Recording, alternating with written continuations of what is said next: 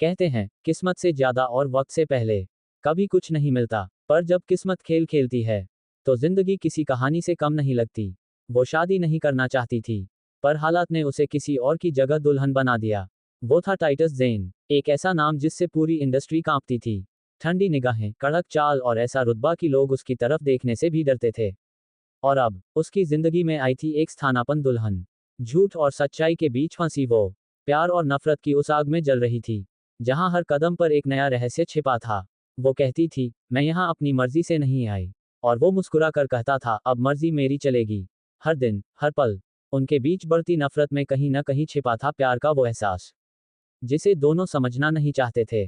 झगड़े, आंसू, एक कार एक्सीडेंट, और एक ऐसा सच जो सब कुछ बदल देने वाला था। वो उसकी जगह आई थी, पर अब वही उसकी कहानी बन चुकी थी। कभी उसने सोचा भी नहीं था कि किसी और की जगह आई वो लड़की उसकी जिंदगी की सबसे बड़ी जरूरत बन जाएगी। मिस्टर सीईओ की अनचाही दुल्हन। प्यार, धोखा और किस्मत की सबसे रहस्यमय कहानी। क्योंकि हर दुल्हन उसकी नहीं होती, पर जो उसकी बन जाए वो कभी किसी और की नहीं हो सकती। नमस्कार दोस्तों, एक बार के वन नॉवल के स्टोरी प्लेटफॉर्म पर आपका हार्दिक अभिनंदन एवं स्वागत है।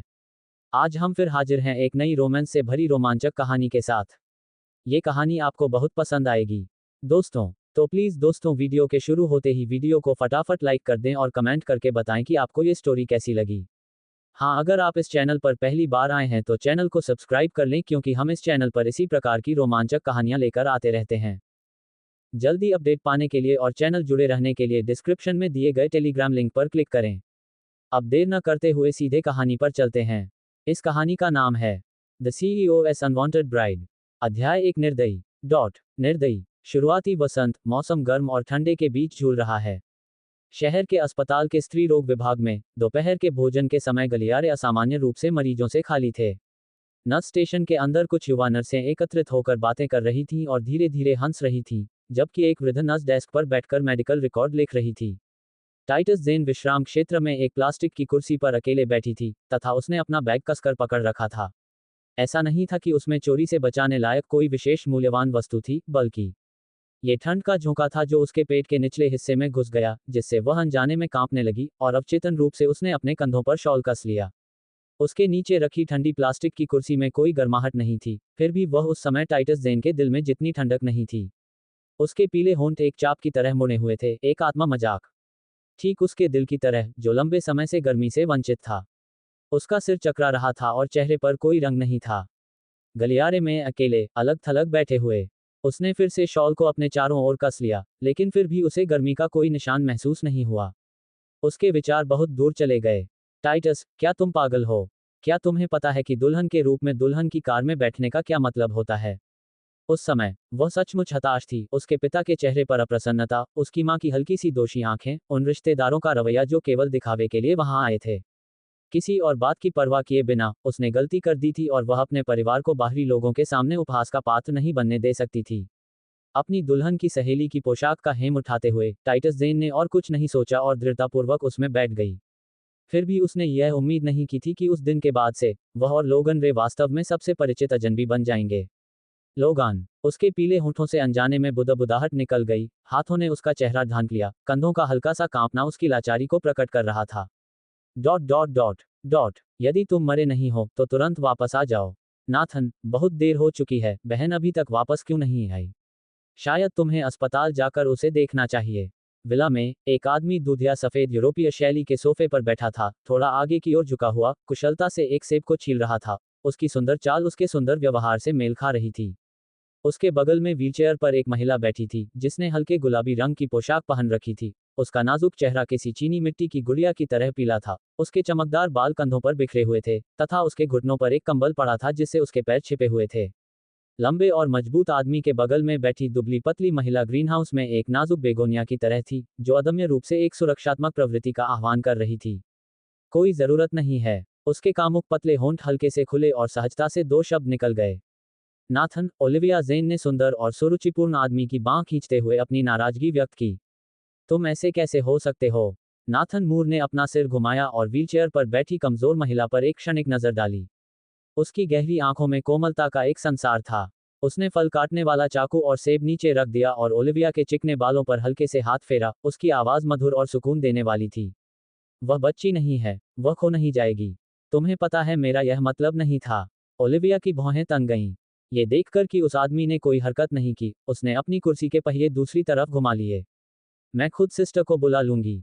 महिला के चिड़चिड़े व्यवहार को देखकर आदमी की गहरी आंखों में असहायता की एक झलक उभरी और उसने समझौता करते हुए कहा, ठीक है, मैं फोन करूंगा। वह आदमी अपने पैरों पर खड़ा हो गया, उसकी लंबी टांगें उसे टेलीफोन की ओर ले जा रही थीं। उस आदमी की उत्कृष्ट और सुरुचिपूर्ण पीछे हटी हुई आकृति को देखकर ओलिविया के होंठ थोड़े मुड़ गए, क्योंकि वह अच्छी तरह जानती थी कि वह उसे परेशान नहीं देख सकता। उनकी स्पष्ट सुस्पष्ट उंगलियों ने फोन उठाया और कई नंबर डायल करने लगी। ये कहना होगा कि टाइटस जेन अद्वितीय रूप से सुंदर थे, उनमें साहित्यिक लालित्य झलकता था। अब भी उसका रंग कागज की तरह पीला होने के बावजूद उसकी सुंदरता में कोई कमी नहीं आई। स्याही की पेंटिंग जैसी भौहें, दोष रहित त्वचा उनके लिए एक उपयुक्त वर्णन होगा। एकांत वैभव में खिले मैग्नोलिया की तरह वह अपनी परिष्कृत सुंदरता को धीरे धीरे बिखेर रही थी। हल्के कॉफी रंग की चौड़ी पैंट उसकी पहले से ही लंबी टांगों को और भी उभार रही थी और हल्के भूरे रंग का नेली ब्राउन कोट एक कंधे पर यूं ही लटका हुआ था।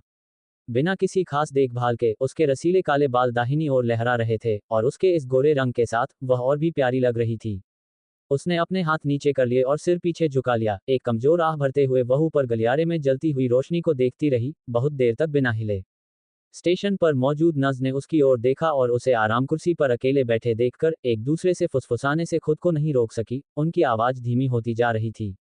बिना सुने टाइटस को पता था कि वे किस बारे में बात कर रहे थे। अन्य महिलाएं अपने बॉयफ्रेंड के साथ स्त्री रोग संबंधी जांच के लिए आती हैं, केवल वह अकेले ठंडे सर्जिकल बिस्तर पर लेटी हुई है, सुन्न होकर सर्जरी करवा रही है। पेट के निचले हिस्से में तेज दर्द और फिर गर्मी का एक झोंका आया, जिससे वह दर्द से कराह उठी। टाइटस जेन की भौहें सिकुड़ गईं और उसकी खूबसूरत बादाम के आकार की आंखें थोड़ी बंद हो गईं। Ding dong ding dong. उसके बैग में रखे फोन की रिंगटोन असुविधाजनक लग रही थी। उसने अपनी आंखें खोलीं, अपनी नजरें पेट के पास रखे बैग पर डालीं और काफी देर तक देखने के बाद उसे खोल दिया। फोन निकालते हुए उसने उस पर एक क्षण के लिए नजर डाली, उस पिंजरे का जाना पहचाना लेकिन अवांछित लैंडलाइन नंबर टच स्क्रीन पर लगातार चमक रहा था। अपनी उंगली को हल्के से घुमाते हुए उसने फोन को अपने कान के पास लाया, जो अनजाने में ही शालीनता का प्रदर्शन था। क्या तुम अभी तक मर चुकी हो? जैसे ही कॉल कनेक्ट हुई, एक ठंडी भावशून्य आवाज उसके कानों में पड़ी।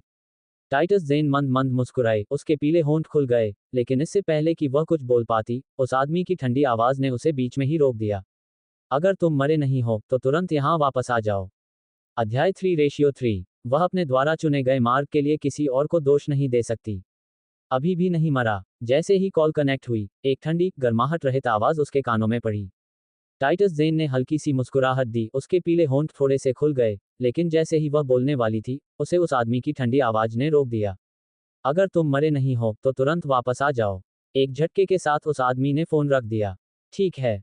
फोन के डिस्कनेक्ट होने पर सुन्ना भाव से प्रतिक्रिया देते हुए टाइटस जेन ने एक हल्की कड़वी मुस्कान के साथ फोन को वापस अपने बैग में रख दिया और धीरे धीरे खड़ी हो गई, एक हाथ से कुर्सी पर खुद को सहारा देते हुए। ये वह रास्ता था जिसे उसने चुना था, वह किसी और को दोष नहीं दे सकती थी। चाहे कितनी भी मुश्किल हो, वह केवल सहन कर सकती थी। शायद बहुत देर तक बैठे रहने की वजह से जैसे ही वह खड़ी हुई, उसे चक्कर आने लगा। टाइटस जेन ने सहज ही उसकी कनपटियां दबा दी और उसका लंबा शरीर हिल गया। फिर सब कुछ काला पड़ गया और उसका लंबा शरीर एक तरफ गिर गया। जिस प्लास्टिक की कुर्सी पर वह बैठी थी, उस पर तरल पदार्थ के एक कुंड के कारण उसके शरीर की छाप स्पष्ट रूप से अंकित थी और उसकी हल्के भूरे चौड़े पैरों वाली पैंट पर लाल रंग का धब्बा स्पष्ट रूप से दिखाई दे रहा था। जैसे ही उस आदमी ने फोन रख दिया, ओलिविया जेन उसके पास आ गई। नाथन, मैंने तुम्हें कितनी बार कहा है, अपनी बहन से बात करते समय ज्यादा अच्छे से पेश आना। आखिरकार वह तुम्हारी हमशक्ल है, मेरी जगह तुम्हारी पत्नी बनना आसान नहीं रहा। मेरी खातिर उसके लिए इसे और मुश्किल मत बनाना। उसने विनती भरे भाव से अपना छोटा सा चेहरा ऊपर उठाते हुए कहा, ठीक है।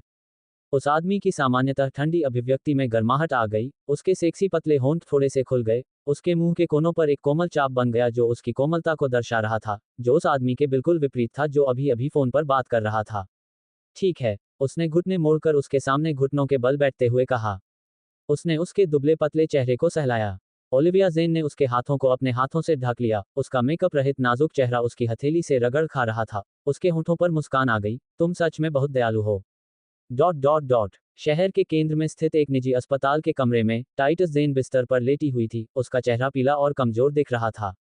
उदासीन व्यक्ति ने कुछ विचार करते हुए उसे नियमित वार्ड के बजाय पूरी तरह सुसज्जित वीआईपी कमरे में भर्ती करा दिया। टाइटस ने सोचा कि शायद वह अपनी प्रतिष्ठा खोने से बचना चाहता था, या शायद अपनी मां को पता चलने से बचाना चाहता था। बहन, तुम मुझे इतना परेशान क्यों कर रही हो? डायलेशन और क्यूरेटेज जैसी जोखिम भरी चीज के लिए तुमने नाथन को अपने साथ क्यों नहीं रहने दिया? ओलिविया जेन, जो अभी भी अपनी व्हीलचेयर पर बैठी थी, ने कुशलता से एक सेब छीला। कोई बात नहीं, मैं नहीं मरूंगी। अपनी बहन की चिंता देखकर टाइटस जेन को बस हंसने का मन हुआ। पूरे दिन मास्क पहने रहना उसके लिए थकाऊ नहीं था। बहन, ओलिविया जेन ने सेब छीलना बंद कर दिया। उसका फूला हुआ छोटा सा चेहरा बिस्तर पर लेटी अपनी बहन को घूर रहा था। तुम अपना ख्याल ऐसे कैसे नहीं रख सकती? क्या तुम्हें पता है कि अगर तुम्हें कुछ हो गया तो मैं कितना दोषी महसूस करूंगी? अगर यह मेरी वजह से नहीं होता, तो तुम इतना अपमान कैसे सह सकती हो? दोषी शब्द सुनते ही टाइटस जेन ने अपनी आंखें नीची कर लीं। उसकी लंबी, पतली पलकें सारी भावनाओं को छिपा रही थीं। मुझे ही दोषी महसूस करना चाहिए। उसकी आवाज धीमी थी, मानो खुद से कह रही हो। हालांकि उसकी और उसकी छोटी बहन की कभी बनती नहीं थी, लेकिन वह कभी नहीं चाहती थी कि उसकी बहन अक्षम हो जाए। बहन, तुम किस बारे में बात कर रही हो? उस समय ये जानबूझकर नहीं किया गया था, और हालांकि मैं लंबे समय तक तुमसे नाराज थी और नफरत भी करती थी, बाद में मैंने सोचा कि शायद ये सब भाग्य था। यहाँ ओलिविया जेन ने अपनी निगाहें नीची कर लीं। उसके होंठों के कोनों पर एक हल्की सी मुस्कान आ गई जो उसकी उदासी को छिपा नहीं सकी। इसके अलावा अब स्थिति काफी अच्छी है। मैं उस आदमी के साथ रह सकती हूँ जिसे मैं सबसे ज्यादा प्यार करती हूँ, और अपनी बहन के भी करीब रह सकती हूँ। अध्याय 4:4। यदि मैं न होता तो हमारे माता पिता तुम्हें बहुत पहले ही भीख मांगने के लिए सड़कों पर फेंक देते। ओलिविया जेन के त्याग भरे शब्द हृदय विदारक रूप से दयनीय थे। सोफे पर लैपटॉप पर काम में डूबा हुआ सुंदर भौहों वाला आदमी अपनी भौहें सिकोड़ते हुए कुछ नहीं बोला। उसकी पत्नी इतनी दयालु थी कि अपनी ही बहन द्वारा इतना कष्ट पहुंचाए जाने के बावजूद कि उसे चलने फिरने के लिए व्हीलचेयर की जरूरत पड़ी, वह उदार बनी रही। इसके विपरीत, बीमार बिस्तर पर पड़ी उस महिला का हृदय स्पष्ट रूप से जहरीला था, फिर भी वह सांसारिक दुनिया से ऊपर होने का दिखावा करती थी। एक क्षणिक नजर से ही उस आदमी ने अपनी नजरें दूसरी ओर घुमा लीं। उसकी गहरी आंखों में घृणा साफ दिखाई दे रही थी। उस दुर्घटना को याद करते हुए टाइटस जेन ने उस समय के दृश्य को याद किया। उद्धरण चिन्ह डॉट डॉट डॉट। टाइटस, अगर मैं न होती तो हमारे माता पिता तुम्हें बहुत पहले ही भीख मांगने के लिए सड़कों पर फेंक चुके होते। सीढ़ियों के कोने पर ओलिविया जेन ने ये तिरस्कार भरे शब्द कहे, मुड़कर चली गई। रुको, अपनी बात स्पष्ट करो। टाइटस ने अपनी बहन का हाथ पकड़ने के लिए हाथ बढ़ाया। छोड़ दो, आउच, तुम मुझे चोट पहुंचा रहे हो। जो तुमने अभी कहा उसे स्पष्ट रूप से समझाओ। हमारे माता पिता किसे सड़कों पर फेंक देंगे? छोड़ दो, आह! ओलिविया जेन घबराकर चिल्लाई। टाइटस को बस अपना हाथ खाली सा महसूस हो रहा था। वह सीढ़ियों से नीचे गिरते हुए सफेद कपड़ों को देखता रहा, स्थिर खड़ा रहा, कोई प्रतिक्रिया देना भूल गया। उस दिन के बाद से, जब भी टाइटस को सपने में अपनी बहन के अनजाने में धक्का लगने के कारण सीढ़ियों से नीचे गिरने की छवि दिखाई देती थी, और ओलिविया के शब्द उसके दिल में कांटा बन गए, जो लगातार उसके कानों में गूंजते रहते थे। ओलिविया, उस दिन तुम्हारे शब्दों का वास्तव में क्या मतलब था? टाइटस ने अपनी नम आंखें सिकोड़ लीं, जो उसके स्वभाव के अनुरूप नहीं थीं। वह स्वयं भी उस प्रकार की शीतल सुंदरता से संबंधित थे, बर्फीले चेहरे वाले, ज्यादा बात नहीं करते थे, शायद एक कलाकार होने के कारण चुप रहने पर अक्सर एक अलौकिक अलगाव का प्रदर्शन करते थे।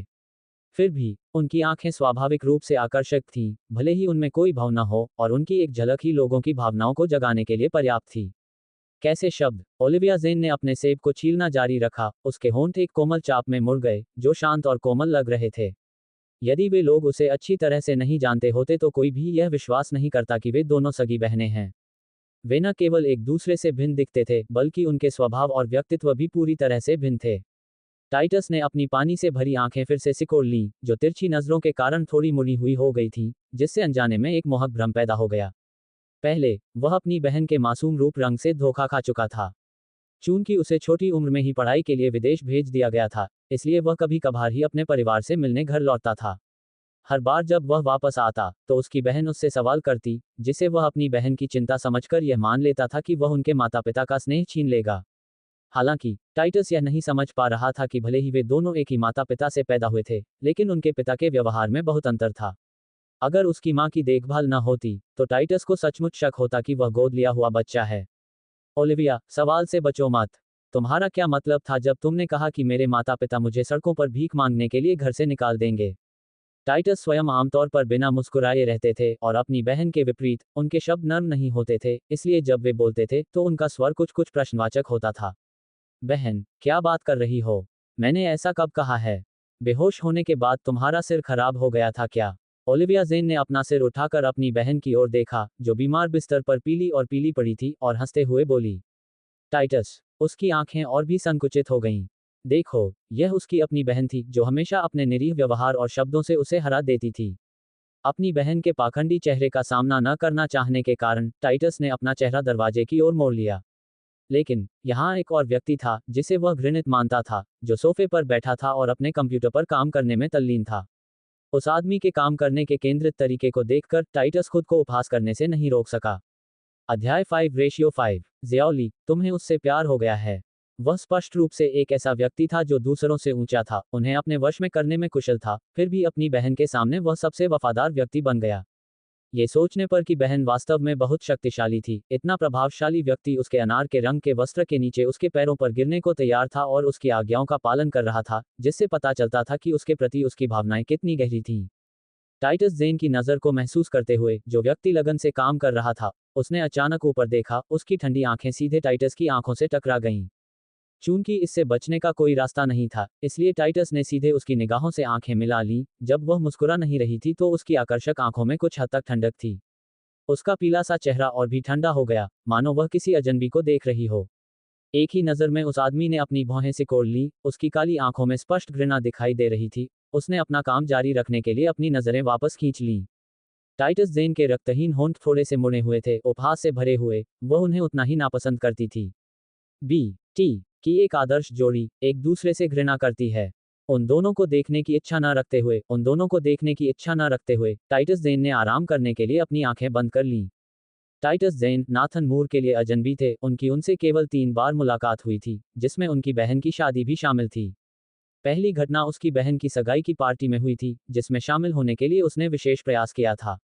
उस समय उसकी बहन मेहमानों के बीच से गुजरने में व्यस्त थी और उसके साथ बाहों में बाहें डाले हुए सभी का अभिवादन कर रही थी। वह और उसका अपना प्रेमी एक गुप्त कोने में खड़े थे। बचपन से ही अपनी बहन के साथ मनमुटाव के कारण ओलिविया जेन ने जाते समय केवल औपचारिक परिचय दिया, तथा उसके बाद नाथन मूर को अन्य मेहमानों के साथ टोस्ट के लिए ले गई। टाइटस जेन को कला से स्वाभाविक प्रेम था। उन्हें न तो अपने पिता की व्यापारिक कुशलता विरासत में मिली थी, न ही उन्होंने अपनी मां के बीमारों को ठीक करने के महान पेशे को अपनाया था, बल्कि वे लोगन रे से अध्ययन करने के लिए विदेश चली गईं। वह नए साल के लिए तभी घर लौटती थी जब लोगन वापस आ जाता था। यदि लोगन के माता पिता छुट्टियों के लिए विदेश जाते थे तो वह अपने प्रेमी के साथ विदेश में ही रहती थी। टाइटस जेन को लगता था कि वह अपने पिता की नज़रों में महत्वहीन है, क्योंकि हर साल वसंत महोत्सव के दौरान, भले ही वह घर वापस न आए, उसके पिता उससे कोई अतिरिक्त प्रश्न नहीं पूछते थे। इसके विपरीत उसकी मां अक्सर विदेश में फोन करती रहती थी, तथा चिंता के साथ उसे बार बार सलाह देती रहती थी। लोगन रे को याद करते हुए टाइटस जेन की बंद पलकें कांपने लगीं और उसकी सुडौल भौहें भी दर्द से सिकुड़ गईं। ये जानने पर कि अस्पताल के कमरे में उस आदमी ने उसके साथ जबरदस्ती की थी, लोगन रे इतना क्रोधित हुआ कि उसने घर में मौजूद हर चलने योग्य वस्तु को तोड़ दिया। उसका आमतौर पर सौम्य चेहरा क्रोध से लाल हो गया। उसने उस आदमी से हिसाब बराबर करने की ठान ली थी, भले ही इसका मतलब आपसी विनाश हो। उस समय टाइटस जेन भयभीत थी, अपने सामने खड़े आदमी के लिए नहीं, बल्कि लोगन रे के बारे में चिंतित थी। वह इतना उत्कृष्ट था कि ऐसे घटिया लोगों के कारण अपना भविष्य बर्बाद नहीं कर सकता था। उस समय उसने क्या कहा था? अपने भावुक प्रेमी की ओर देखते हुए टाइटस जेन ने कहा, लोगान, मैंने यह अपनी मर्जी से किया। मुझे भूल जाओ, अब तुम जवान नहीं रहे। कोई अच्छी औरत ढूंढो, शादी कर लो, बच्चे पैदा करो। उसे याद आया कि लोगन उसे गौर से देख रहा था और पूछ रहा था, टाइटस, क्या तुम उससे प्यार करने लगी हो? हाँ। टाइटस जेन का जवाब दृढ़ था, उसकी मुस्कान झूठी थी। वह इतना उत्कृष्ट है कि कोई भी महिला उसे देखकर चौंक जाएगी। अच्छा, बहुत अच्छा। लोगन सिर हिलाता रहा, उसकी मुस्कान में कड़वाहट की एक झलक उभर रही थी। टाइटस, ये तुम्हारा फैसला है, मुझे उम्मीद है कि तुम्हें इसका पछतावा नहीं होगा। ये कहकर वह बिना पीछे मुड़कर देखे सीढ़ियों से ऊपर चला गया। अपने प्रेमी की निर्णायक वापसी को देखते हुए टाइटस जेन केवल अपने दिल में चुपचाप उसका नाम पुकार सकती थी। लोगान। अनजाने में उसके दिल में अंकित नाम उसके होठों से निकल गया, बहुत धीरे से, मुश्किल से सुनाई देने वाला। सोफे पर काम में डूबा हुआ आदमी अचानक ऊपर देखने लगा। उसकी ऑब्सीडियन आंखें अब बर्फ की तरह टूटने लगीं, जहर की तरह काली और उदास। अपनी आंखें बंद होने के बावजूद टाइटस जेन कांपने से खुद को नहीं रोक सकी। अध्याय 6:6। बहन, तुम नाथन को दूसरों के सामने अपना सिर ऊंचा रखने की अनुमति कैसे दे सकती हो? कायला जिमरमैन ने अप्रत्याशित रूप से खुद को उस आदमी की ठंडी और गुस्से भरी निगाहों से मिलते हुए पाया। वह उसे 1000 टुकड़ों में फाड़ डालने को तैयार लग रहा था, उससे एक दुर्भावनापूर्ण आभा निकल रही थी। उसके द्वारा बार बार दुर्व्यवहार किए जाने के बावजूद टाइटस ज़ेन के अंदर अदम्य हठ था जो झुकने को तैयार नहीं था। उसने अपने होठों को एक व्यंग्यात्मक भाव में मोड़ लिया, एक ठंडी हंसी फूट पड़ी, उसकी बर्फीली आंखें विद्रोही और अविचल थीं। उसकी जिंदगी पहले ही बहुत बुरे दौर से गुजर चुकी थी, अब और क्या हो सकता था? जाहिर है, यह जिंदगी मौत का सवाल तो नहीं था। नाथन मूर की ऑब्सीडियन आंखें धीरे धीरे सिकुड़ गईं, और टाइटस ज़ेन को पता चल गया कि यह उस तूफान का अग्रदूत था जो फूटने वाला था। अस्पताल के बिस्तर पर लेटी हुई, उसने अपनी ठुड्डी को फिर से ऊपर उठाया, एक गर्वित हंस की तरह, जो शान के साथ खतरे का सामना करने के लिए तैयार थी। टाइटस ज़ेन नाथन मूर से निपटने के लिए तैयार थे, लेकिन तभी, इससे पहले कि वह उबलता हुआ आदमी कुछ बोल पाता, खिड़की के पास खड़ी ओलिविया ज़ेन ने सेब छीलना जारी रखा। उसकी आवाज़ में धिक्कार भरी हुई थी। बहन, अभी तुम्हें क्या हुआ? तुमने अनजाने में फिर से लोगन का नाम क्यों पुकारा?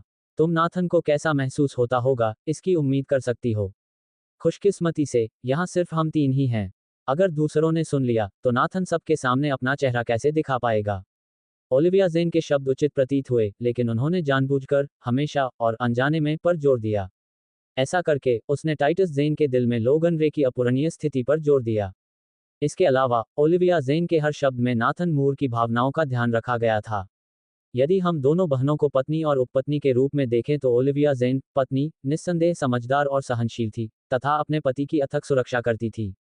इसके विपरीत, टाइटस ज़ेन, बिस्तर पर बीमार पड़े होने के बावजूद, अपने दिल में किसी अन्य पुरुष के लिए तरसती थी। ओलिविया ज़ेन के शब्दों से नाथन मूर का सुंदर चेहरा और भी अधिक काला पड़ गया, मानो आकाश में तूफानी बादल हों, जो इतने भारी हों कि दम घुट जाए। अपनी भक्त छोटी बहन को सेब छीलते देखकर, टाइटस ज़ेन खुद को उपहास करने से नहीं रोक पाए। बिना खून बहाए क्या कत्ल? उसकी बहन इस कला में माहिर थी। वह एक विशेषज्ञ थी, उसका एक भी वाक्य टाइटस ज़ेन को बहुत पीड़ा पहुंचा सकता था। दुनिया की सबसे डरावनी चीज बस यही हो सकती है, सबसे मुलायम चाकू सबसे घातक घाव देता है, खून रहित होते हुए भी जानलेवा। खुद खून से लथपथ होने के बावजूद, उसकी बहन उसे देखकर मासूमियत से मुस्कुरा सकती थी। ओलिविया, लोगन और मैं इतने लंबे समय से साथ हैं, क्या मुझे उसका नाम पुकारने की भी अनुमति नहीं है? बहन, आप क्या कह रही हैं?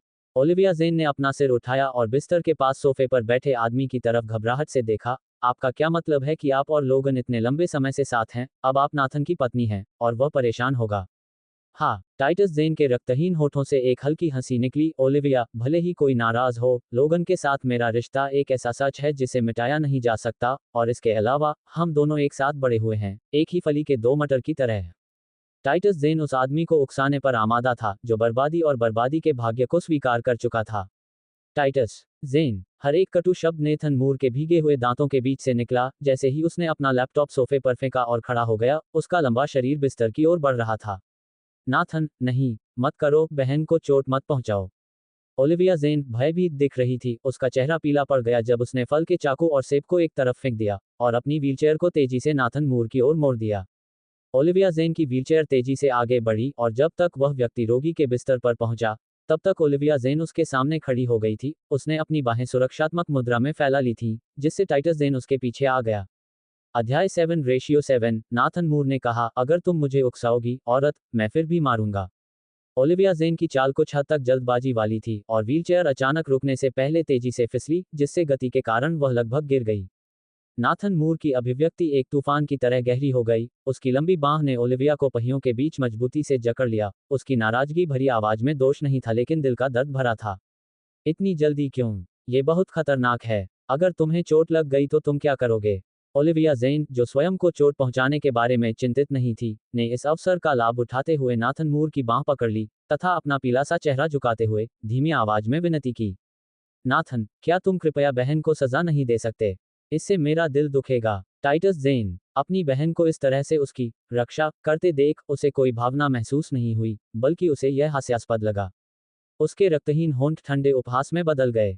इतनी दयालु और विचारशील महिला, यहाँ तक कि उसका व्यवहार भी उसे प्रभावित करता है, फिर कौन सा पुरुष उसे पसंद नहीं करेगा? इसमें कोई आश्चर्य नहीं कि वह आदमी उस पर पूरी तरह मोहित हो गया। टाइटस ज़ेन, नाथन मूर ने ओलिविया ज़ेन की विनती को अनसुना कर दिया और उसके सिर के ऊपर से बिस्तर पर लेटी महिला की ओर देखने लगा। उसके दांत भींच लिए, मानो उसे 1000 बार काटने पर भी उसका क्रोध शांत नहीं होगा। मैं यहाँ हूँ, टाइटस ज़ेन ने उदासीनता से उत्तर दिया। उसकी आंखें नाथन की उग्र निगाहों से टकरा रही थीं। उसका उदासीन व्यवहार काफी क्रोधित करने वाला था। उसकी भौहें उत्तेजक ढंग से उठी। क्या तुम मुझे सजा देना चाहते हो? अपने हाथ फैलाते हुए उसने पूछा। मेरी वर्तमान स्थिति में आप मुझे क्या दंड देंगे? नाथन के जबड़े की रेखाएं और भी अधिक कस गईं, ये जानते हुए कि उसने अपने दुखते स्थान पर चोट कर दी है। फिर भी टाइटस ज़ेन ने निर्भयतापूर्वक जारी रखा। मुझे बिस्तर पर सबक सिखाने का सवाल ही नहीं उठता, जब तक कि आप पहले गंदे नहीं हो जाना चाहते। टाइटस ज़ेन, विश्वास करो या नहीं, मैं तुम्हें खत्म कर सकता हूं। नाथन मूर के पतले होंठ थोड़े से खुले हुए थे, शब्द उसके दांतों के बीच दबे हुए थे। मुझे विश्वास है, टाइटस ज़ेन ने सिर हिलाया और मुस्कुराया। तुम्हारे जैसा आदमी, जो मलबे के अलावा कुछ भी नहीं है, क्या करने में सक्षम नहीं है? विश्वास करो कहने के बावजूद टाइटस ज़ेन की अभिव्यक्ति और स्वर उपहास से भरे हुए थे। नाथन मूर की सुंदर भौहें हल्की सी सिकुड़ गईं। जो लोग उनसे परिचित थे, वे जानते थे कि यह विस्फोट की पूर्व सूचना थी। ओलिविया ज़ेन को एक तरफ धकेलते हुए, वह बिस्तर के पास आगे बढ़ा, निर्दयतापूर्वक टाइटस ज़ेन का हाथ पकड़ लिया और उसे बिस्तर से ऊपर खींच लिया। क्या तुम मुझे मारना चाहते हो? टाइटस ज़ेन हंसा, उसके होंठ चाकू की तरह ठंडे और तीखे थे, जो नाथन मूर की आंखों में चुभ रहे थे। अव्यवस्था के बावजूद भी उन्होंने अपना अद्वितीय धैर्य और गौरव बनाए रखा। ये वही था जिसे नाथन मूर देखना सबसे अधिक नापसंद करते थे।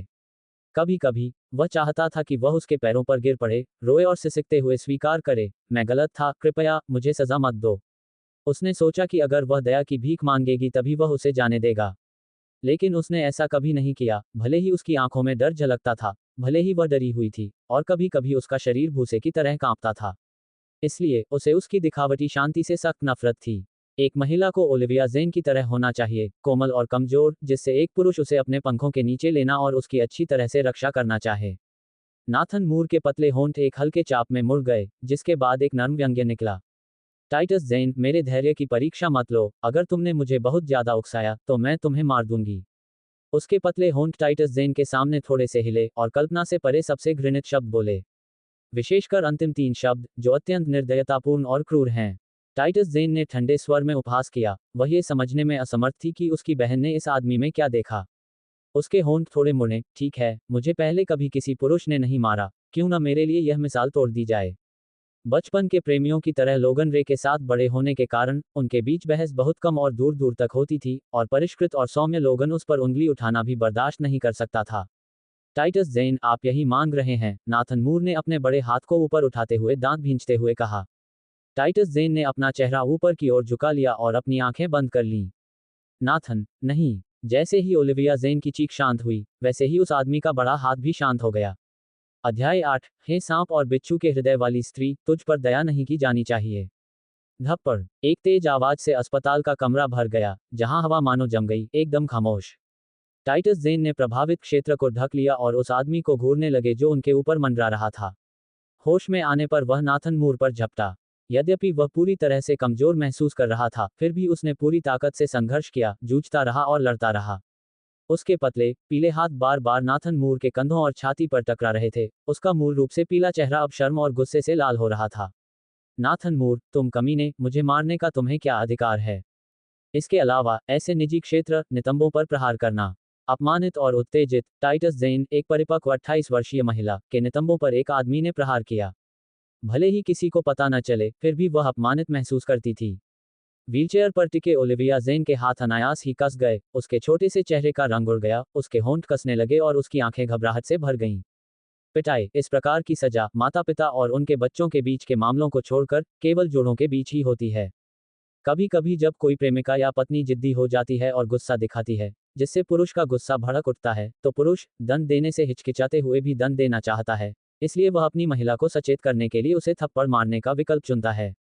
लेकिन अब, नाथन अपनी बहन को इतने निजी क्षेत्र में दंडित कर रहा था। ओलिविया ज़ेन ने धीरे से अपनी नज़र अस्पताल के बिस्तर की दिशा में घुमा दी।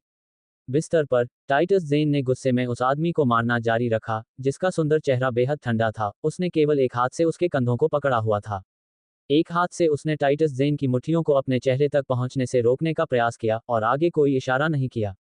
ओलिविया जेन की नज़र में उनकी बातचीत पूरी तरह से एक ऐसे जोड़े की तरह थी जो गुस्से में थे, जिसमें पुरुष प्रतीकात्मक रूप से महिला को उसकी बात न सुनने के लिए दंडित कर रहा था, और महिला, जो पूरी तरह से बिगड़ल और चुलबुली थी, पुरुष को मनाने और उसे सांत्वना देने के अवसर का लाभ उठा रही थी। मामले को अनियंत्रित रूप से बढ़ने से रोकने के लिए ओलिविया जेन ने अपना धैर्य बनाए रखते हुए मुस्कुराने की कोशिश की और धीरे से सांत्वना दी। बहन, शोर मचाना बंद करो, अगर तुम सचमुच नाथन को परेशान करोगी तो क्या होगा अगर वह गाली गलौज करने लगे? इस व्हीलचेयर पर बैठे बैठे मैं तुम्हारी रक्षा नहीं कर सकती। ओलिविया जेन को अच्छी तरह पता था कि व्हीलचेयर पर स्थिर रहना एक ऐसी बाधा थी जिसे नाथन मूर पार नहीं कर सकते थे। इसलिए जैसे ही उसके शब्द निकले, वह आदमी जो अपना सज्जनतापूर्ण व्यवहार बनाए हुए था, अचानक उसकी गहरी आंखें सिकुड़ गईं, और फिर वे अचानक चौड़ी हो गईं, उसकी शांत भावना आक्रोश में बदल गई। टाइटस जेन के कंधे पर रखे हाथ ने और अधिक बल लगाया, जबकि दूसरा हाथ, जैसे ही टाइटस जेन की मुट्ठी फिर से झूलने लगी, ऊपर उठ गई और नीचे थप्पड़ मारा, बिना किसी हिचकिचाहट के। तमाचा। इस बार नाथन मूर की हथेली सीधे टाइटस जेन के चेहरे पर लगी। हवा एक बार फिर जम गई। ओलिविया जेन के हाथ व्हीलचेयर से चिपके हुए थे, प्रतिक्रिया करना भूल गए।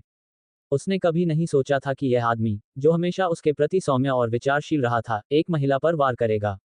हालांकि कुछ क्षण पहले उसके शब्द उत्तेजक थे, क्रोध में भी उस आदमी की ताकत कम नहीं थी। जड़ता से प्रेरित होकर टाइटस जेन अस्पताल के बिस्तर पर लेटी हुई थी, दोनों हाथों से अपना चेहरा ढांक रही थी, और उस आदमी को अविश्वसनीय रूप से देख रही थी, जो एक धमकी भरा आभास दे रहा था। उसे बहुत दर्द हुआ, वह रोना चाहती थी, लेकिन एक भी आंसू नहीं निकला। टाइटस जेन हंसे, उनकी मुस्कान कुछ दुखद थी। नाथन मूर, तुमने मुझे मारा। उसके पीले होंठ हल्के से हिले, एक शांत आरोप। तुम विषैले दिल वाली औरत हो, तुम किसी सहानुभूति की पात्र नहीं हो। नाथन मूर के पतले होंठ मुश्किल से हिल रहे थे, उनके शब्द उनके सुंदर चेहरे से भी अधिक ठंडे थे। अध्याय 9:9। जिसने पहले कभी किसी स्त्री को नहीं छुआ था, उसने वास्तव में इस अशुद्ध स्त्री को छू लिया। नाथन मूर को लगा कि इस दुर्भावनापूर्ण महिला के कारण उनके जीवन की कई वर्जनाएं टूट गईं। वह, जिसने कभी किसी स्त्री को नहीं छुआ था, वास्तव में उसे छुआ, अशुद्ध स्त्री को, और सिर्फ एक बार नहीं। उसने, जिसने कभी किसी औरत को नहीं मारा था, अब उसके सामने 2 बार ऐसा किया था। ये जानकर कि वह गर्भवती है, उसने गुस्से में उसे कॉफी टेबल पर पटक दिया था। वह समय गिन रहा था। यद्यपि यह उसका इरादा नहीं था, फिर भी उसे इसका जरा भी अफसोस नहीं था। उसकी आंखें, जो ओब्सीडियन की तरह गहरी थीं, एक जटिल अभिव्यक्ति रखती थीं। अस्पताल के बिस्तर पर लेटी महिला को आरोप भरी निगाहों से देखते हुए, नेथन मूर ने धीरे से अपना बड़ा हाथ नीचे किया, अपनी हथेली में चुभन महसूस की, ठीक वैसे ही जैसे उसके दिल में धड़कती हुई पीड़ा हो। उसकी लंबी उंगलियां उसकी छाती के ऊपर के हिस्से को छू रही थीं, अनजाने में उसकी सफेद कमीज को पकड़ रही थीं। नाथन मूर अस्पताल के बिस्तर के सामने खड़ा था, उसका मन भटक रहा था। तभी ओलिविया जेन ने अपनी कुर्सी नाथन मूर के पास लाकर उसके लैपल को खींचा और अपने छोटे से चेहरे से ऊपर की ओर देखने लगी। नाथन, अभी तो तुम बहुत आगे बढ़ गए। अगर बहन गलत भी थी, तो तुम्हें उसे नहीं मारना चाहिए था। नाथन मूर ने धीरे से अपना सिर घुमाया और ओलिविया जेन के छोटे से चेहरे को थोड़ा चकित होकर देखा। उसकी दृष्टि में एक कुलीन महिला अपना चेहरा ढांक रही थी, उसका चेहरा आरोपों और घृणा से भरा हुआ था। नाथन, तुम्हें क्या हुआ है? नाथन मूर को कोई जवाब न देते देख, ओलिविया जेन ने फिर से उसका हाथ हिलाया, जिससे वह अचानक उसकी उलझन से बाहर आ गया, और उसका सुंदर चेहरा अपनी सामान्य गंभीरता पर लौट आया। उसने नीचे उस औरत की तरफ देखा जो उसकी तरफ देख रही थी। पहले जब भी ओलिविया जेन उससे धीमी आवाज में बात करती, तो नेथन मूर झुककर अपना चेहरा उसके चेहरे से मिला लेते, बजाय इसके कि वह उसकी तरफ देखे। लेकिन अब, उसने ओलिविया जेन को एक ठंडी नज़र से देखा और बिना कोई प्रतिक्रिया दिए चला गया, और अपना लैपटॉप उठाने तथा अपना काम फिर से शुरू करने के लिए सोफे की ओर बढ़ गया। ओलिविया जेन अपनी आंखों से उसका पीछा करती हुई अपनी कुर्सी पर बैठी रही, और उसके दिल में एक अवर्णनीय भावना महसूस हो रही थी। पीछे मुड़कर उसने उस बहन की ओर देखा जो अभी भी अस्पताल के बिस्तर पर अपना चेहरा ढके हुए थी और अपने होठों को कसकर भींचे हुए थी। वह थोड़ा मुस्कुराए और उसे सांत्वना देने के लिए बोली, बहन, नाथन को दोष मत दो। अभी तुम भी हद कर गई। नाथन को गुस्से में जानबूझकर भड़का दिया। अब न सिर्फ तुम्हें थप्पड़ पड़ा है, बल्कि नाथन औरत को पीटने के कलंक में भी फंस गया है। टाइटस जेन वास्तव में अपनी छोटी बहन की प्रशंसा करती थी। वह हमेशा कुछ ही शब्दों से नाथन मूर को क्रोधित करने का कौशल रखती थी। और जब भी टाइटस जेन को नाथन मूर द्वारा दंडित किया जाता था, तो वह हमेशा शांति स्थापित करने वाले की भूमिका निभाती थी। टाइटस जेन जानती थी कि उसकी बहन को इस बात से बहुत जलन होती थी कि कभी कभार नाथन मूर उसके ही बिस्तर पर आ जाता था। हालांकि वह समझ नहीं पा रही थी कि ऐसा क्यों होता है, क्योंकि उसकी बहन की चोट रीढ़ की हड्डी में थी, और डॉक्टर ने कहा था कि इससे उसके सिर्फ खड़े होने और सामान्य रूप से चलने की क्षमता प्रभावित हुई है, बाकी चीजों पर नहीं। नाथन मूर ने अपनी भड़ास उस पर क्यों निकाली और उसकी बहन के साथ बिस्तर पर क्यों नहीं सोया? क्या ये सचमुच अपनी नाराजगी जाहिर करने के लिए था? क्या यह नहीं कहा जाता कि गहरे प्यार में पड़े लोग एक दूसरे को अपना सब कुछ देने के लिए इंतजार नहीं कर सकते, ठीक उसी तरह जैसे वह और लोगन रे, बचपन के प्रेमी जो स्वाभाविक रूप से एक दूसरे के साथ आए। टाइटस जेन की आंखों में विचलित भाव देखकर ओलिविया जेन फिर बोली, बहन, क्या आपने सुना कि मैंने अभी क्या कहा? टाइटस जेन ने अचानक अपनी बात से बाहर आकर अपनी चिंतित छोटी बहन की ओर उदासीन भाव से देखा, जो उतना ही भावशून्य था। मैं थक गया हूं, मैं आराम करने जा रहा हूं। तुम सब वापस जाओ। इतना कहकर उसने अपनी आंखें बंद कर लीं। छोटे जेन, कैसा महसूस कर रहे हो? अस्पताल के कमरे का दरवाजा बाहर से खोला गया और उस व्यक्ति के अंदर आने से पहले ही एक स्नेह भरी आवाज अंदर आई। यह उनकी मां एरियाना इवांस थी, जिनकी अभी अभी सर्जरी हुई थी और वे अपनी बेटी से मिलने के लिए जल्दी में थी। अध्याय 10:10। एक ही बेटी, लेकिन दो अलग अलग व्यवहार। माँ, अब आपका काम हो गया। ओलिविया जेन अपनी कुर्सी पर लुढ़क गई। हाँ, मैं अभी अभी ऑपरेशन टेबल से उतरी हूँ, एरियाना इवांस ने जवाब दिया। वह महिला 50 से कुछ अधिक की थी। उसकी अभिव्यक्ति और आवाज दोनों में वर्षों से संचित सौम्य और शांत आकर्षण झलक रहा था। सोफे पर काम में व्यस्त व्यक्ति भी खड़ा हो गया और अभिवादन के लिए हल्का सा सिर हिलाया। एरियाना इवांस ने भी हल्के से सिर हिलाया और व्हीलचेयर को बिस्तर पर धकेल दिया। माँ, टाइटस जेन ने अपनी आंखें खोलीं। बिस्तर पर लेटे हुए उठने का कोई इरादा नहीं था। उसके चेहरे का वह हिस्सा जिस पर थप्पड़ मारा गया था, एक नर्म तकिए पर टिका हुआ था। उसे चिंता थी कि उसकी मां निशान देख लेगी और उसे बहुत दुख होगा, लेकिन जब वह बोल रहा था तो उसकी आवाज उसकी शिकायतों को छिपा नहीं पा रही थी। बचपन से ही उसके माता पिता ने उसे कभी सजा नहीं दी थी, और लोगन रे ने तो हमेशा ही उस पर बहुत प्यार लुटाया था, क्योंकि उसने कभी भी ऐसा अन्याय नहीं देखा था। एरियाना इवांस अपने सफेद अस्पताली कोट में बिस्तर के पास बैठी थी और उन्होंने अपनी बेटी का हाथ पकड़ लिया। टाइटस, माँ को बिना बताए सर्जरी के लिए अस्पताल जाना, अकेले जाना बहुत खतरनाक है। अगर तुमने सचमुच खुद को बुरी तरह चोट पहुंचा ली, तो तुम्हें जिंदगी भर पछताना पड़ेगा। एरियाना इवांस ने अपनी बेटी के माथे पर थपथपाया। हालांकि शब्द फटकार के थे, लेकिन उनका स्वर लाड़ प्यार और बिगाड़ से भरा था। टाइटस जेन को और भी अधिक दुख हुआ, क्योंकि वह बचपन से ही अपनी माँ के सबसे करीब रहे थे। अपनी माँ का हाथ पकड़ते हुए उसने कहा, माँ, मुझे चिंता थी कि आपके पास समय नहीं होगा। चाहे कोई महिला कितनी भी परिपक्व क्यों न हो, अपने माता पिता के सामने वह हमेशा एक ऐसी बच्ची ही रहती है जो बड़ी नहीं हुई है। अगर माँ व्यस्त भी हो, तो क्या वह अपनी बेटी के साथ एक छोटी सी सर्जरी के लिए समय नहीं निकाल सकती? एरियाना इवांस ने अपनी बेटी को घूरते हुए नाखुश होने का नाटक किया। टाइटस जेन मुस्कुराए। आपने कहा था कि यह एक छोटी सी सर्जरी थी, मुझे उम्मीद नहीं थी कि मेरा स्वास्थ्य इतना खराब हो जाएगा।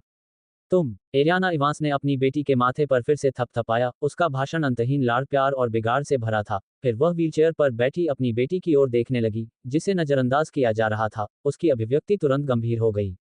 ओलिविया, एक छोटी बहन होने के नाते तुम अपनी बहन का ख्याल कैसे नहीं रख सकती? नाथन काम में व्यस्त है, उसके पास समय नहीं है, लेकिन क्या तुम भी काम में बहुत व्यस्त हो? दोनों बेटियां थीं, फिर भी एरियाना इवांस का उनके प्रति व्यवहार बिल्कुल अलग था। उसके शब्द न केवल उसकी छोटी बेटी के खिलाफ आरोप थे, बल्कि मूलतः सोफे पर अपना काम जारी रखे हुए आदमी पर भी निशाना साध रहे थे।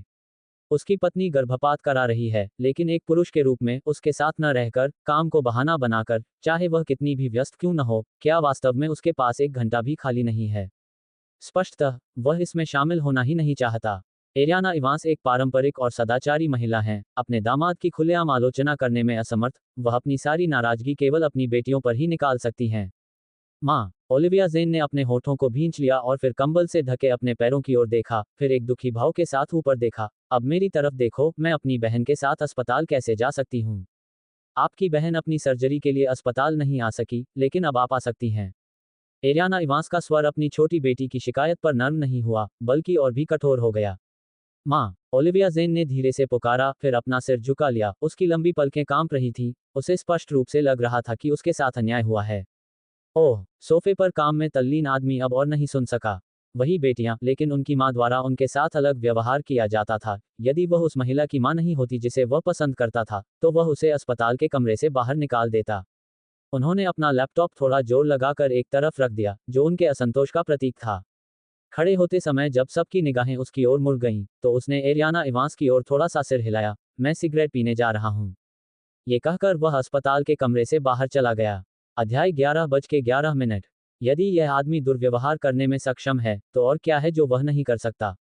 नाथन मूर की आकृति अस्पताल के कमरे के दरवाजे के बाहर गायब हो गई, और उसके बाद ही ओलिविया जेन ने अपनी नजरें हटा लीं। नाथन मूर के अपनी मां के प्रति व्यवहार के कारण उसके दिल में थोड़ी सी क्षति थी। हर मुलाकात ऐसी ही होती थी, अधिक से अधिक वह किसी को अभिवादन के रूप में सिर हिलाकर स्वीकार कर लेते थे। वह अपने ससुराल वालों से मिलते समय कभी भी अन्य पुरुषों की तरह उत्साहित नहीं होते थे। इतने लंबे समय से शादीशुदा होने के कारण उसने उसे कभी माँ बाप कहते नहीं सुना था। वह भी उन्हें चाचा चाची कहकर बुलाता था। अगर उसके अलग थलग स्वभाव का उसे अंदाजा न होता तो ओलिविया जेन को सचमुच शक हो जाता कि वह उसके माता पिता को नापसंद करता है। टाइटस, ये तुम्हारा अपना शरीर है। अगर दूसरे इसकी परवाह नहीं करते तो तुम्हें खुद की कद्र करनी चाहिए। दूसरों के प्रति द्वेष के कारण खुद को नुकसान मत पहुंचाओ, क्योंकि अंत में नुकसान तुम्हारा ही होगा। एरियाना इवांस ने अपनी बेटी का हाथ पकड़ते हुए और हार्दिक ईमानदारी से कहा। मुझे पता है माँ। टाइटस जेन ने अपनी माँ का हाथ लिया, उसे अपने चेहरे पर दबाया और अपनी माँ के कंधे पर झुक गई। उसकी अभिव्यक्ति उदास थी। इस दुनिया में केवल आप ही मेरे साथ सबसे अच्छा व्यवहार करती हैं। एक और आदमी था जिसने उसके साथ सबसे अच्छा व्यवहार किया था, जिसे उसने त्याग दिया था। मूर्ख बच्ची। एरियाना इवांस ने अपने दूसरे हाथ से अपनी बेटी के चिकने बालों को धीरे से सहलाया और मुस्कुराते हुए कहा, तुम मेरी बेटी हो। अगर मैं तुम्हारे साथ अच्छा व्यवहार नहीं करूंगी तो किसके साथ करूंगी? माँ, आप इतनी पक्षपातपूर्ण क्यों हैं? व्हीलचेयर पर बैठी ओलिविया जेन ने मुंह बनाकर शिकायत की। एरियाना इवांस ने मुड़कर उसे घूरते हुए डांटा, तुम्हारी हिम्मत अभी भी ऐसा कहने की है? अगर तुम न होती तो क्या नाथन तुम्हारी बहन पर इतना कठोर व्यवहार करता? अपनी मां द्वारा दोषी ठहराए जाने पर ओलिविया जेन ने अनिच्छा से अपना सिर झुका लिया और धीरे से बुदबुदाया, अगर मेरी बहन ने मुझे इस तरह से नुकसान नहीं पहुंचाया होता तो नाथन ने उसके साथ ऐसा व्यवहार नहीं किया होता। ओलिविया जेन की शिकायतों से न केवल उसकी मां को सहानुभूति प्राप्त करने में असफलता मिली, बल्कि उसे कड़ी डांट भी खानी पड़ी। तुम ऐसी बातें कैसे कह सकती हो, बच्ची? तुम्हारी बहन ने जानबूझकर ऐसा नहीं किया और तुमने नाथन के उसके साथ व्यवहार में हस्तक्षेप करने की भी कोशिश नहीं की। उसकी सबसे बड़ी बेटी को अपने दामाद के घर पर जो कष्ट सहना पड़ा, वह मौन था, लेकिन एक मां के रूप में उसने ये सब देखा। यद्यपि टाइटस जेन अस्पताल के बिस्तर पर करवट लेकर लेटा हुआ था और हिलने की हिम्मत नहीं कर रहा था, लेकिन जब उसने अभी अभी अपना हाथ उसके ऊपर छुआ था, तब भी एरियाना इवांस ने उसके चेहरे पर उंगलियों के निशान जैसे लाल निशान देखे थे। पूछने की कोई जरूरत नहीं है, वे उसी आदमी का काम होंगे। लेकिन वह पहले ही इतनी लापरवाह हो गई थी कि उसे समय रहते पता नहीं चला, अन्यथा वह अपने दामाद से गंभीर बातें कर लेती। जब उसकी मां ने उसकी बहन की इस तरह रक्षा की तो ओलिविया जेन को और भी दुख हुआ और उसने अपनी मां की ओर देखा और पूछा, मैं अपनी वर्तमान स्थिति में कैसे हस्तक्षेप कर सकता हूं? गतिहीनता के कारण उन्हें घूमने के लिए व्हीलचेयर पर निर्भर रहना पड़ता था। आप, मां, ओलिविया को दोष मत दो। वह सही है। आज मैं जिस स्थिति में हूं, वह सब मेरी अपनी ही बनाई हुई है, इसके लिए किसी और को जिम्मेदार नहीं ठहराया जा सकता। टाइटस जेन ने धीमे स्वर में कहा, उसकी आंखें नीचे झुकी हुई थीं। वह पहले से ही ऐसी मुश्किल स्थिति में फंसी हुई थी। वह नहीं चाहती थी कि उसके अपने परिवार में उसके कारण विवाद हो। तुम हमेशा दूसरों के बारे में सोचती रहती हो। एरियाना इवांस ने अपनी छोटी बेटी को डांटना जारी नहीं रखा, फिर से अपना सिर घुमाया, अपनी बड़ी बेटी के हाथ को थपथपाया, जिससे लाचारी का भाव प्रकट हुआ। तुम जानते हो कि इस परिवार के लिए कैसे त्याग करना है, और माँ जानती है कि तुमने बहुत कुछ त्याग किया है। माँ, कृपया ऐसा मत कहिए, यह मेरी अपनी पसंद थी। टाइटस जेन ने अपनी माँ को सांत्वना देते हुए मुस्कुराते हुए कहा। ऐसा नहीं था कि उसने खुद को कमतर आंक लिया था, अपनी बहन के घर में रहना और अपने जीजा की गालियां सहना पसंद किया था। ये वही आदमी था जिसने कहा था, टाइटस जेन, अगर तुमने जाने की हिम्मत की तो कल की सुर्खियां जेन एंटरप्राइजेस के दिवालिया होने की होंगी। टाइटस जेन जानता था कि वह आदमी वही करेगा जो उसने कहा था। यह कोई धमकी या धमकी नहीं थी। जो कोई इतना बुरा काम कर सकता है, वह और कुछ करने में असमर्थ नहीं हो सकता। वह पहले ही अपनी बहन को अपाहिज बना चुकी थी। वह अपने स्वार्थ के कारण अपने परिवार की संगति को खतरे में नहीं डाल सकती थी। अध्याय 12:12। मिस इन लॉ, कृपया इसे मेरे लिए कठिन न बनाएं। एरियाना इवांस काम पर वापस जाने से पहले कुछ देर और बैठी रहीं। सिगरेट पीकर लौटते समय वह व्यक्ति बिल्कुल भी नहीं रुका और ओलिविया जेन को भी अपने साथ ले गया। टाइटस जेन को बिना नर्स की नियुक्ति के अस्पताल में अकेला छोड़ दिया गया। शाम को एरियाना इवांस परिवार की आया द्वारा बनाया गया चिकन सूप लेकर आई और अपनी बेटी को वार्ड में अकेला देखकर वहीं रुकने पर जोर दिया, लेकिन टाइटस जेन ने उन्हें घर वापस जाने के लिए मना लिया। यद्यपि उसने बहुत अधिक रक्त खो दिया था और वह अभी भी कमजोर थी, लेकिन यह इतना भी नहीं था कि वह अपना ख्याल न रख सके। उसकी मां की हर दिन कई सर्जरी होती थी और टाइटस जेन उसके बोझ को और अधिक सहन नहीं कर सकता था। एरियाना इवांस के चले जाने के बाद वार्ड में केवल टाइटस जेन ही बचा था, जो अस्पताल के बिस्तर पर लेटा हुआ सामने की ओर देख रहा था। रात गहरी हो चुकी थी, फिर भी उसे नींद का जरा भी एहसास नहीं हो रहा था, शायद इसलिए क्योंकि वह पिछले दिन और रात सोई हुई थी। रात का शांत समय हमेशा लालसा के लिए सबसे उपयुक्त समय लगता है। टाइटस ज़ेन ने रोमांस के शहर पेरिस के बारे में सोचा। अनगिनत वसंत, ग्रीष्म, शरद और शीत ऋतुओं में वह और लोगन रे सड़कों पर हाथ में हाथ डाले चले थे। अनजाने में उसका हाथ उसके दाहिने गाल पर पहुंच गया, उस स्थान पर जहां नाथन मूर ने उसे मारा था। उसकी उंगलियों का निशान मिट गया था, लेकिन टाइटस ज़ेन को अभी भी जलन महसूस हो रही थी। एक ऐसा दर्द जिसने उसके दिल को पीड़ा से धड़का दिया। लोगन रे कभी भी उसे नहीं मारता था, यहां तक कि अपनी आवाज भी ऊंची नहीं करता था क्योंकि वह ऐसा बर्दाश्त नहीं कर सकता था। वह एक ऐसे व्यक्ति थे जो बहुत ही कोमल थे, उनका स्वभाव उनके रूप की तरह ही शांत था, जिससे लोग हमेशा उन पर निर्भर रहना चाहते थे। नाथन मूर के विपरीत, वह जानवर जो बंद दरवाजों के पीछे पूरी तरह से अलग था। बाहर से एक सज्जन व्यक्ति, दरवाजा बंद होते ही अपने असली रूप में लौट जाता था, एक जानवर से भी बदतर। लोगान, क्या तुम ठीक हो? टाइटस ज़ेन खुद को बुदबुदाने से नहीं रोक पाए। वह बचपन से ही आज़ाद थी, विदेश भेजे जाने पर भी वह रोई नहीं, लेकिन उस पल, वह खुद को आंसू बहाने से नहीं रोक पाए। अनजाने में, उसे नाथन मूर के साथ उलझे हुए लगभग 1 साल हो गया था। यद्यपि नाथन ने पहले कभी शारीरिक रूप से दुर्व्यवहार नहीं किया था, लेकिन बिस्तर पर उसने जो किया वह अनगिनत गुना अधिक बुरा था। कभी कभी टाइटस ज़ेन को आश्चर्य होता था कि क्या वह अभी भी इसलिए टिकी हुई है क्योंकि वह सचमुच ज़ेन परिवार के फंस जाने के बारे में चिंतित थी, या फिर वह सिर्फ दुर्व्यवहार की शिकार थी। जब नाथन मूर ने पहली बार उसे अपने कब्जे में लिया था तो वह बहुत निराश हो गई थी, और यहाँ तक कि उसने मौत के बारे में भी सोचा था, और खाते समय उसके हाथ में खाने का चाकू था, वह उसे घूर रही थी। नाथन मूर ने, उसके विचारों को भांपते हुए, ठंडे स्वर में धमकी दी, टाइटस ज़ेन, अगर तुम मर गए तो मैं ये सुनिश्चित करूंगा कि पूरा ज़ेन परिवार तुम्हारे साथ ही खत्म हो जाए। उस समय, उसने स्तब्ध होकर नाथन मूर की ओर देखा, ओलिविया सहित। नाथन मूर ने कहा, ओलिविया अब मेरी पत्नी है, ज़ेन परिवार की सदस्य नहीं। उस दिन से, टाइटस ज़ेन को इस आदमी का कठोर हृदय और भी बेहतर समझ में आ गया। ऐसा कहा जाता है कि किसी व्यक्ति के लिए प्यार उसकी चीज़ों तक ही सीमित होता है, लेकिन नाथन मूर की नज़र में ओलिविया एक स्वतंत्र इकाई थी, जो ज़ेन परिवार से संबंधित नहीं थी, बल्कि केवल उसकी थी। अगली सुबह, जब एरियाना इवांस अस्पताल में काम करने आई, तो वह अपनी सबसे बड़ी बेटी के लिए पौष्टिक क्रूसियन काप सूप और लाल बीन ड्रिंक लेकर आई और वार्ड में इंसुलेटेड कंटेनर रखकर जल्दी से चली गईं। मुख्य न्यूरो विशेषज्ञ को प्रतिदिन अनगिनत सर्जरी करनी पड़ती थी। उस दिन, टाइटस ज़ेन का वार्ड बहुत शांत था, केवल वह अस्पताल के बिस्तर पर चुपचाप लेटी हुई थी, चिकित्सा कर्मचारियों के आने जाने के अलावा। नाथन मूर उस पूरे दिन अस्पताल नहीं आए। एक दिन पहले अपनी मां द्वारा लगाए गए स्पष्ट आरोपों के बारे में सोचकर टाइटस ज़ेन खुद को रोक नहीं पाए और ठंडी हंसी छोड़ बैठी। निश्चित रूप से, वह आदमी इसलिए नाराज था क्योंकि उसकी प्यारी ओलिविया को उसकी मां ने दोषी ठहराया था, जिसके कारण उसने आने से इनकार कर दिया था। नाथन मूर का अस्पताल से न आना टाइटस ज़ेन के लिए ठीक था। हालांकि, उन्हें यह भी पता था कि यह पन्ना पलटना आसान नहीं होगा, बिल तो निश्चित रूप से उन्हीं पर पड़ेगा। अपने प्रियतम को दुखी करने के कारण, जो सभी परेशानियों की जड़ है, उसके लिए ये कैसे आसान हो सकता है? यह अनेक पाठों से प्राप्त अनुभव था। लगातार 2 दिनों तक टाइटस ज़ेन अस्पताल में अकेले रहे। जब भी उसकी मां एरियाना इवांस को अवकाश मिलता, वह वार्ड में उससे मिलने आती। चौथे दिन, टाइटस ज़ेन को अस्पताल से छुट्टी दे दी गई, और नाथन मूर के सहायक इवान जिमरमैन डिस्चार्ज प्रक्रिया को संभालने के लिए आए। वह उसे घर भी छोड़ आया। कार की खिड़की से बाहर के दृश्य को देखते हुए, टाइटस ज़ेन ने ड्राइवर की सीट पर बैठे इवान जिमरमैन से कहा, सहायक जिमरमैन, कृपया कार रोकिए, मैं टहलना चाहता हूं। इवान जिमरमैन ने रियरव्यू मिरर से उसकी ओर देखा, उसके चेहरे पर कठिनाई साफ दिखाई दे रही थी। मिस ज़ेन, राष्ट्रपति ने मुझे आदेश दिया है कि मैं आपके घर में प्रवेश सुनिश्चित करूं, उसके बाद ही मैं जाऊंगा। कृपया मेरे लिए इसे मुश्किल न बनाएं। अध्याय दोपहर के 1:13। टाइटस ज़ेन और नाथन मूर के व्यक्तित्व बहुत मिलते जुलते हैं, उपयुक्त नहीं? Happy Mother's Day. Evan Zimmerman को स्वयं को मैडम यंग मिस्ट्रेस कहते हुए सुनकर टाइटस ज़ेन को अंदर से कुछ असहज महसूस हुआ। नाथन मूर के साथ उनके रिश्ते की प्रकृति चाहे जो भी रही हो, सार्वजनिक रूप से वह नाथन मूर की कानूनी रूप से विवाहित पत्नी थी। यद्यपि उनके बीच का रिश्ता घृणित रूप से विकृत था, जिसमें 2 बहनें एक ही पति की सेवा करती थीं, लेकिन नाथन मूर के आसपास के सभी लोग इस बात से अच्छी तरह परिचित थे। लेकिन ऊपरी तौर पर, वे सभी उसे विनम्रता से छोटी भाभी या भाभी कहकर संबोधित करते थे। फिर भी, अब सहायक इवान ने वास्तव में उन्हें मैडम यंग मिस्ट्रेस के रूप में संदर्भित किया।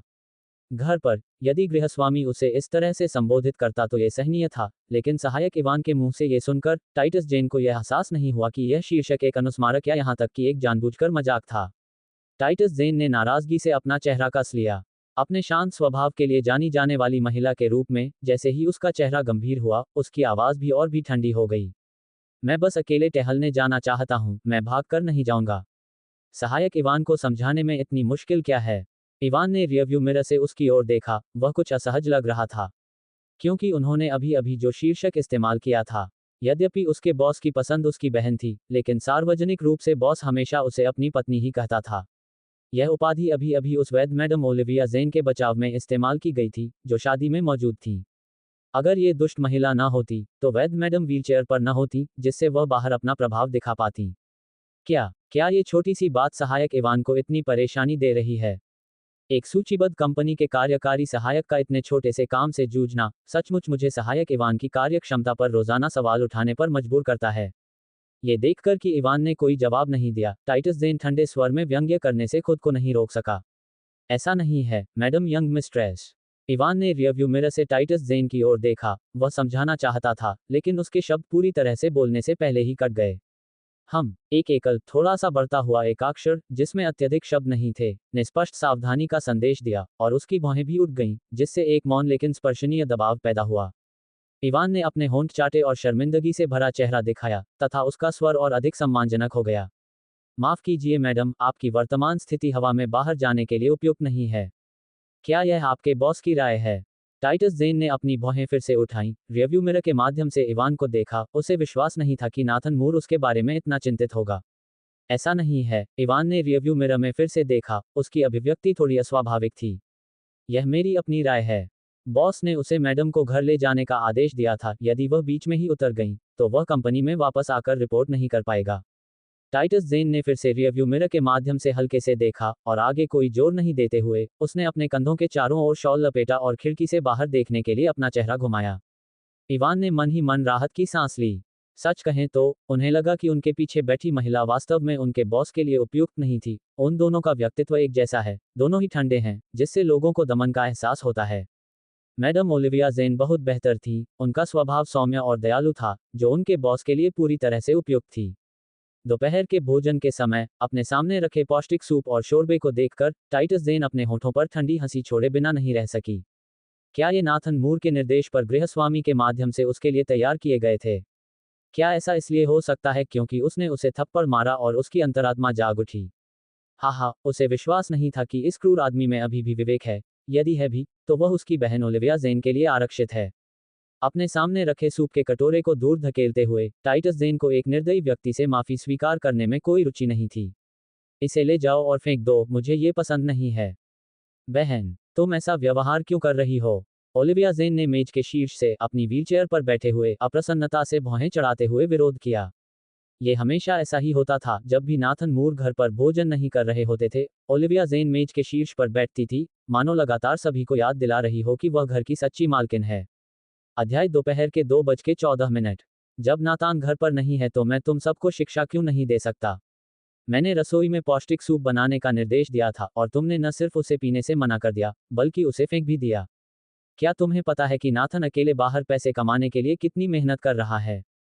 ओलिविया जेन का सौम्य व्यवहार कहीं नहीं था, उसकी जगह कठोरता का एक स्पर्श था, जो कि उस सौम्य और शांत व्यक्तित्व से बिल्कुल अलग था जिसे वह आमतौर पर नाथन मूर के सामने प्रस्तुत करती थी। टाइटस जेन ने अपनी बाहें क्रॉस करके होठों के कोने ठंडेपन से ऊपर उठाते हुए व्यंग्य किया। देखो, ये उसकी अपनी बहन है जो नाथन मूर के सामने हमेशा धीरे बोलती है, बिल्कुल भी चिल्लाकर नहीं, जैसा वो अभी दिखा रही है। अपनी भौहों को थोड़ा ऊपर उठाते हुए, टाइटस जेन का उपहास उसकी अंतर्निहित श्रेष्ठता की भावना के कारण और भी अधिक तिरस्कारपूर्ण लग रहा था। अगर आपको लगता है कि मेरे जैसे एक और बच्चे को खाना खिलाना बेकार है, तो क्यों ना आप नाथन के कान में कुछ फुसफुसाएं और उससे मुझे बाहर निकलवा दें। इससे खाना भी बचेगा और आपको मुझसे निपटने की झंझट से भी छुटकारा मिलेगा। टाइटस जेन द्वारा किसी के कान में फुसफुसाने का उल्लेख करने पर ओलिविया जेन की अभिव्यक्ति में हल्का सा परिवर्तन आ गया। यद्यपि नाथन मूर ने हमेशा उसे प्यार किया था और उसे लाड प्यार किया था, लेकिन चूंकि वे नवविवाहित थे और उसे अस्पताल ले जाया गया था, इसलिए उन्होंने फिर कभी एक बिस्तर साझा नहीं किया। ये तथ्य हमेशा से उसके लिए एक कांटा रहा था। नाथन उससे प्यार करता है, फिर भी उसे अपनी रातें उसकी बहन के साथ बितानी पड़ती हैं। जब वह इसके बारे में सोचती है तो ये कितना विडंबनापूर्ण लगता है। ओलिविया जेन की टाइटस के प्रति नफरत इसलिए नहीं थी कि उसने गलती से उसे सीढ़ियों से नीचे धकेल दिया था, बल्कि इसलिए थी कि उसने नाथन के साथ उसकी जगह ले ली थी। हर बार जब ओलिविया जेन इस बारे में सोचती तो वह चाहती कि उसके सामने खड़ी महिला गायब हो जाए। लेकिन उसकी माँ, अपने गुलाबी होठों को हल्का सा खींचते हुए ओलिविया जेन ने भी ठंडे स्वर में उपहास किया, उसकी हरकतों में जहर का एक संकेत शामिल था। यदि तुम मेरी बहन न होती तो तुम्हें लगता है कि तुम्हें अब भी यहाँ बैठने का मौका मिलता। ये पहली बार नहीं था जब ओलिविया जेन ने ऐसी चेतावनी दी थी। टाइटस जेन ने अपनी भावनाओं पर काबू रखा, उसकी आकर्षक आंखें थोड़ी सिकुड़ गईं मानो वह कुछ सोच रहा हो। ओलिविया, अपनी बात स्पष्ट करो। किस बारे में स्पष्ट? ओलिविया जेन ने उपहास किया, उसके गुलाबी होंठ एक भावना से मुड़े हुए थे जिसे टाइटस समझ नहीं सका। आपके पहले के शब्दों का क्या मतलब है? इसका क्या मतलब है कि मुझे यहाँ बैठने का मौका नहीं मिलेगा? ओलिविया ने अपनी भौहें थोड़ी ऊपर उठाईं, इसका मतलब बिल्कुल वैसा ही है जैसा सुनाई देता है। इतना कहने के बाद उसने टाइटस के आगे जवाब का इंतजार नहीं किया और कुर्सी पर सरकते हुए रसोई की आंटी को निर्देश देने लगी। सारा सूप फेंक दो, मेरी बहन को ये पसंद नहीं है। आंटी ने जो कुछ भी कर रही थी उसे छोड़ दिया और तुरंत सम्मानपूर्वक जवाब देने के लिए आई, जी मैडम। फिर वह टाइटस के पास गई और मेज से बेर और काली हड्डी वाले चिकन सूप को उठाकर रसोई में ले जाने से पहले उस पर एक नज़र डाली। आंटी लियू, अब से हर दिन सूप बनाने की ज़रूरत नहीं है, मेरी बहन को ये पसंद नहीं है, बस हमारे जैसे ही खाना। ओलिविया जेन ने कहा, अचानक बहुत बेहतर मूड में। उसने अपना कटोरा और चॉपस्टिक्स उठाया और आंटी से बात की जो सूप का कटोरा साफ करने के लिए वापस आई थी। आंटी लियू सूप का कटोरा पकड़े हुए रुकी और अजीब तरह से बोली, मैडम, मास्टर ने कहा। ओलिविया जेन ने तुरंत अपना भाव बदल दिया, उसका चेहरा अब सौम्य नहीं बल्कि आक्रामक और कठोर हो गया। क्या, जब नाथन घर पर नहीं है तो मैं निर्देश नहीं दे सकता? आंटी लियू ने अनिच्छा से मुस्कुराते हुए टाइटस पर एक और नज़र डाली और कहा, मैडम, आप क्या कह रही हैं? हम नौकरों को मैडम वेतन देती हैं, हम मैडम के आदेशों का पालन कैसे नहीं कर सकते? जानकर अच्छा लगा, ओलिविया जेन ने संतोष से ठंडी सांस ली। टाइटस चुपचाप खाता रहा, उसने कोई बाहरी संकेत नहीं दिया, लेकिन वह अंदर ही अंदर उपहास करने से खुद को नहीं रोक सका। उनकी बहन हमेशा ऐसी ही रहती थी, जब नाथन मूर घर पर नहीं होते थे तो वह घर के नौकरों को आदेश देती रहती थी। अध्याय दोपहर के 3:15। किसी दूसरे का सुख नष्ट करके व्यक्ति अपना जीवन भी त्याग देता है। जब नाथन मूर काम से छुट्टी लेकर घर लौटे तो टाइटस जेन सोफे पर दुबके हुए रिमोट कंट्रोल से टीवी चैनल बदल रहे थे। ओलिविया जेन ने उत्साह से कहा, आप वापस आ गए। नाथन ने जवाब दिया और अपना ब्रीफकेस उसे थमा दिया, उसके चेहरे की दृढ़ता की रेखाएं नरम पड़ गईं। ओलिविया ने ब्रीफकेस को अपने कंबल से ढके पैरों पर रखा, उसे चाय की मेज पर छोड़ने के लिए ले गई, फिर वापस आए और उसे अपना कोट उतारने में मदद करने के लिए आगे बढ़ी, जो एक समर्पित पत्नी की छवि थी। मैं ये काम खुद कर सकता हूँ। नाथन ने चप्पल पहनी और उसे हॉल की ओर धकेल दिया। टाइटस ने टीवी पर चैनल बदलना जारी रखा, अपनी शॉल को कसकर पकड़े हुए। काम से घर आए आदमी को ऐसे अनदेखा कर रही थी जैसे हॉल में और कोई हो ही नहीं। नाथन ने उसकी ओर उदासीनता से देखा, उसके सुंदर चेहरे पर कोई भावना नहीं थी। नाथन, मैं बहुत दिनों से अपने माता पिता के घर नहीं गई हूँ, मैं इस सप्ताहांत उनसे मिलने जाना चाहती हूँ। ओलिविया ने अपना सिर घुमाया, व्हीलचेयर पर बैठे नाथन का हाथ पकड़ लिया और उसकी ओर नर्म, विनती भरी आवाज में देखने लगी। ठीक है, एक शब्द के साथ नाथन का सुंदर चेहरा काफी नर्म हो गया। टीवी बंद करके टाइटस ऊपर अपने कमरे में जाने के लिए उठ खड़ी हुई। वह दोनों के बीच मधुर बातचीत नहीं देखना चाहती थी, ऐसा महसूस कर रही थी कि वह एक अवांछित तीसरे व्यक्ति की तरह है जिसे उनके रिश्ते में जबरन घुसाया गया है, जो उनकी खुशियों में खलल डाल रहा है और अपने जीवन के साथ समझौता कर रहा है। उठकर अपने शॉल को अपने चारों ओर लपेटते हुए वह अभी सीढ़ियों के नीचे पहुंची ही थी कि भोजन कक्ष में आंटी लियू कटोरे और चॉपस्टिक्स के साथ मेज को सजाने में व्यस्त थी। इसके बाद टाइटस ने अपनी दिशा बदली और खाने की मेज पर बैठ गई। चुपचाप खाओ, चुपचाप सोओ, हमेशा दूसरों का पारिवारिक आदर्श वाक्य होता है, क्योंकि इस घर में भोजन का समय हमेशा सबसे जीवंत समय होता है। ओलिविया ने सक्रियता और उत्साह के साथ मेज के शीर्ष पर बैठे व्यक्ति को भोजन परोसा, तथा प्रत्येक व्यंजन का थोड़ा सा हिस्सा नाथन के सामने रखी हड्डी की प्लेट में रखा, जिसे देखकर ऐसा लग रहा था कि उसने इसका भरपूर आनंद लिया, तथा ओलिविया द्वारा डाली गई हर चीज को स्वीकार कर लिया, चाहे वह कोई भी व्यंजन हो। जब खाना आधा हो गया और रसोई में अभी भी कोई हलचल नहीं हुई, तो नाथन ने अपनी चॉपस्टिक रोक दी और अंदर की ओर आवाज लगाई, चाची लियू, आ रही हूँ। चाची लियू ने जवाब दिया और जल्दी से बाहर चली गईं। सर, मैं आपके लिए क्या कर सकता हूँ? क्या ये सब रात के खाने के लिए है? नाथन की गहरी आंखें मेज पर घूम गईं। चाची लियू ने मेज पर नजर डाली। ओह, हाँ, सर, महिला ने कहा कि सभी व्यंजन तैयार हैं। शाकाहारी व्यंजनों से भरी मेज को देखकर नाथन की सुंदर भौहें सिकुड़ गईं, और जब वह मुस्कुरा नहीं रहा था तो उसे घुटन महसूस हो रही थी। चाची लियू पास खड़ी थीं, अनजाने में होंठ भींचे हुए, फटकार के लिए तैयार थीं। वास्तव में, पुनर्तः शाकाहारी भोजन महिला का निर्देश था, गृह संचालिका होने के नाते, उसे घर के आहार विकल्पों को निर्धारित करने का कोई अधिकार नहीं था। नाथन के बाईं ओर बैठी टाइटस ने अपने कटोरे और चॉपस्टिक से आराम से खाना खाया। हालांकि उसे अभी अभी अस्पताल से छुट्टी मिली थी और वह अभी भी बहुत कमजोर थी, फिर भी उसने बेस्वाद खाने की शिकायत नहीं की। जैसे कि ओलिविया को पता हो कि नाथन को क्या नापसंद है, उसने अपने बर्तन नीचे रख दिए और मेज के शीर्ष पर बैठे आदमी की ओर मुस्कुराते हुए देखा। नाथन, मैंने आंटी लियू से कहा था कि हल्का खाना खाएं। बहन अभी अस्पताल से छुट्टी लेकर आई हैं और उन्हें चिकना खाना नहीं खाना चाहिए। उन्हें दोपहर में आपका ऑर्डर किया हुआ सूप पसंद नहीं आया और उन्होंने सब फेंक दिया। ओलिविया को देखते हुए नाथन की गहरी निगाहों में कोई परिवर्तन नहीं दिखा, यद्यपि ऐसा प्रतीत हुआ कि भावना की एक झलक थी जो शीघ्रता से गुजर गई, इतनी शीघ्रता से कि ओलिविया उसे देख नहीं पाए, इससे पहले कि वह गायब हो जाए। भोजन कर रही महिला पर एक और उदासीन नजर डालने के बाद नाथन ने अपना कटोरा और चॉपस्टिक उठा ली। अब सब ठीक है। आंटी लियू मुड़ी और रसोई में वापस जाकर अपना खाना खाया, समुद्री खीरे का सूप जो मालकिन ने उन्हें सुबह बनाने का आदेश दिया था। मालकिन ने उन्हें दोपहर में उसे फेंकने के लिए कहा था, लेकिन वे इसे बर्दाश्त नहीं कर सकीं और शाम को खुद खाने के लिए चुपके से उसे छिपा दिया। अध्याय शाम के 4:16। टाइटस जेन के मन में संदेह। रात्रि भोजन के बाद टाइटस जेन अपने कमरे में वापस चला गया। मैं लिविंग रूम में परेशान करने वाला तीसरा पहिया नहीं बनना चाहता। टाइटस जेन को यह नहीं पता था कि नाथन मूर ने ऐसा जानबूझकर किया था या आदत के कारण। जबकि अन्य लोग आमतौर पर घर पर अपने अध्ययन कक्ष में काम करते हैं, ये व्यक्ति हमेशा अपने लैपटॉप के साथ लिविंग रूम में सोफे पर बैठा रहता है। और उसकी बहन ओलिविया जेन स्नेहपूर्वक उसके कंधे से चिपक जाती, कभी कभी उसे फल का एक टुकड़ा खिलाती। टाइटस जेन ने स्वीकार किया कि ऐसा सिर्फ इसलिए नहीं था कि वह तीसरा पहिया नहीं बनना चाहते थे, इसलिए वह ऐसे दृश्य नहीं देखना चाहते थे। इसके अलावा ऐसे दृश्य उनकी यादें ताज़ा कर देते थे और पेरिस में बिताए खूबसूरत पलों को याद दिला देते थे।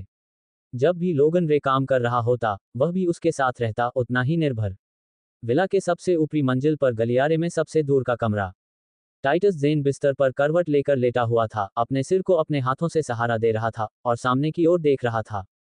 उसे वह दिन याद आया जब उसकी बहन की भव्य शादी थी और वह मेहमानों के जाने के बाद अस्पताल जाने वाला था। हालांकि उनकी मां ने कहा कि शादी के पहले दिन दुल्हन का कमरा खाली होना अशुभ था, इसलिए उसे उस विला में रहना पड़ा जो उसकी बहन का विवाह गृह माना जाता था। उसे उसकी रखवाली करनी पड़ी तथा अपराध बोध और प्रतीक्षा की पीड़ा सहन करनी पड़ी।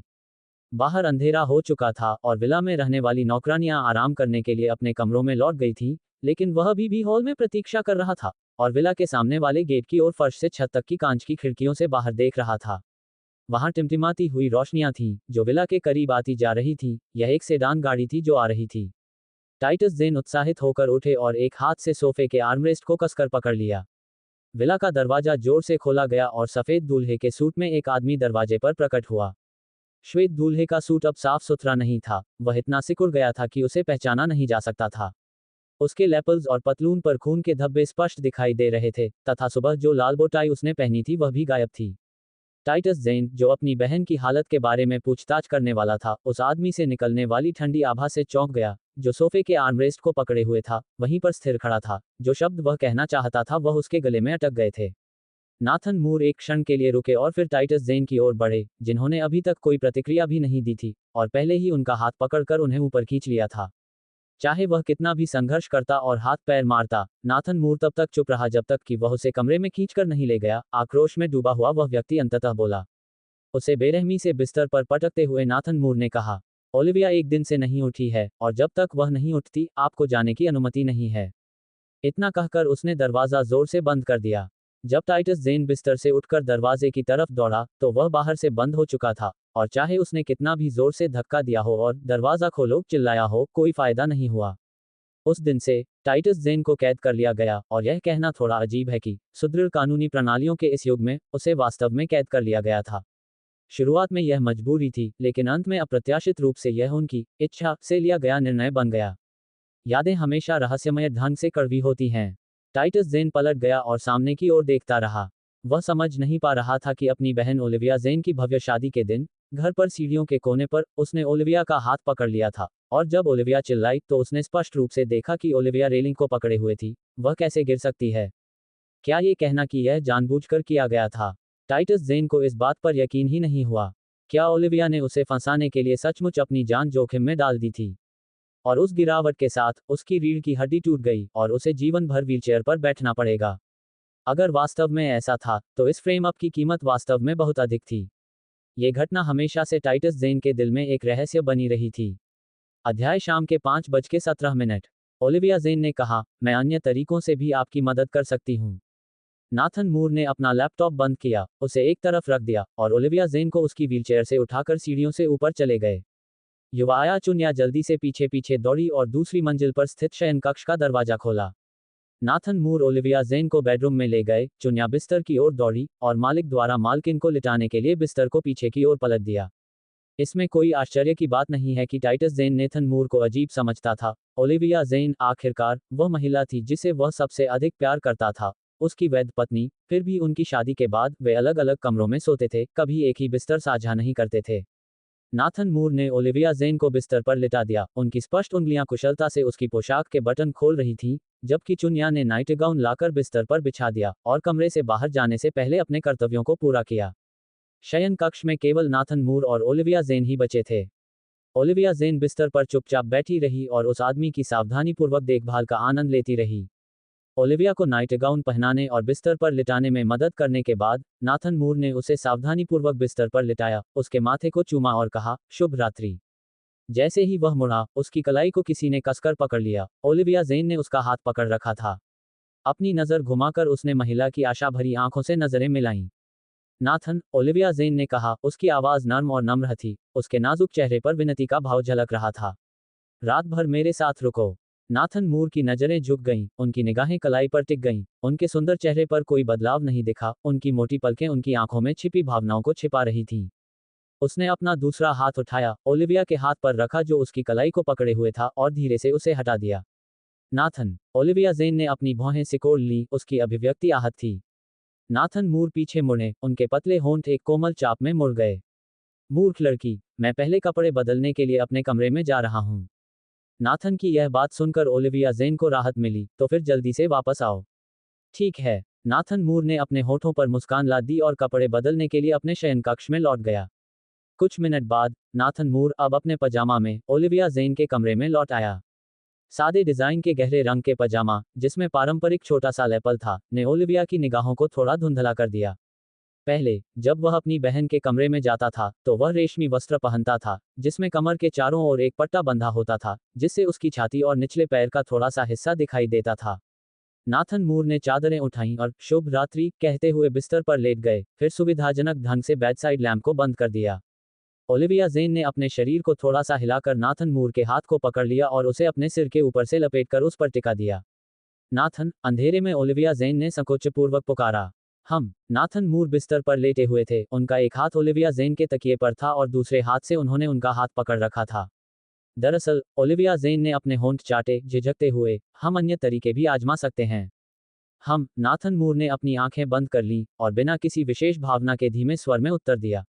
ओलिविया जेन को यकीन नहीं था कि वह उसकी बात समझ पाया है या नहीं, और दृढ़ निश्चय के साथ उसने और अधिक स्पष्ट होने का निर्णय लिया। मैं अपने हाथ से आपकी मदद कर सकता हूँ। अच्छा हो, अब सो जाओ, बहुत देर हो गई है। ओलिविया जेन की बात पूरी भी नहीं हुई थी कि नाथन मूर ने उसे बीच में ही टोक दिया। अंधेरे में भी, हालांकि वह उसकी अभिव्यक्ति नहीं देख सकती थी, ओलिविया जेन अभी भी अधीरता का संकेत महसूस कर सकती थी। नाथन, ओलिविया जेन ने असंतोष का नाटक करते हुए कहा, क्या हुआ? नाथन मूर ने अपनी आंखें खोलीं और अपना सुंदर चेहरा थोड़ा सा घुमाकर उसकी ओर देखा। तुम मुझे मदद क्यों नहीं करने देते? हालांकि हम ऐसा नहीं कर सकते, लेकिन मैं फिर भी। उसने फिर से झिझकते हुए अपने होंठ काट लिए। अध्याय शाम के 6:18। ओलिविया जेन का हाथ अभी उस स्थान तक भी नहीं पहुंचा था कि उसे नाथन मूर ने मजबूती से पकड़ लिया। ज्यादा सोचना बंद करो, सो जाओ। बिना किसी उत्साह या रोमांच के जिसकी कोई कल्पना कर सकता है, नाथन मूर ने शांति से बात की, फिर अपनी छाती पर रखे ओलिविया जेन के हाथ को धीरे से थपथपाया और अपनी आंखें बंद कर लीं। अंधेरे में ओलिविया जेन ने अपना निचला होंठ काटा। वह जानती थी कि मर्दों की भी इच्छाएं होती हैं, वरना वह टाइटस जेन के कमरे में अक्सर, कभी कभी तो हर रात, नहीं आता था। यद्यपि उसे वहां की विशिष्ट स्थिति के बारे में स्पष्ट जानकारी नहीं थी, फिर भी वह उसकी कल्पना कर सकती थी। 2 मंजिल दूर होने के बावजूद वह टाइटस जेन की गालियां सुन सकती थी और बीच बीच में धीमी आवाजें सुन सकती थी, जिससे वह शर्मा जाती थी। उसका दिल तेजी से धड़कता था, ईर्ष्या और घृणा के साथ साथ शक्तिहीनता की भावना भी महसूस होती थी। लेकिन मैं चाहती हूँ, ओलिविया जेन ने बहादुरी से कहा। इस बीच नाथन की छाती पर रखा हाथ धीरे धीरे नीचे की ओर बढ़ गया, उस निषिद्ध क्षेत्र का पता लगाने का प्रयास कर रहा था। वह जानती थी कि एक बार कुछ चीजें शुरू हो जाएं तो उन्हें रोकना मुश्किल होता है, ठीक वैसे ही जैसे पहली बार नेथन मूर ने उसकी बहन के कमरे में कदम रखा था। यदि वह इसे नियंत्रित नहीं कर पाती, तो वह दिशा बदल देती और इसे अपनी आशा के अनुरूप विकसित होने देती। यदि वह उसे संतुष्ट कर पाती तो शायद वह उसकी बहन के कमरे में नहीं आता।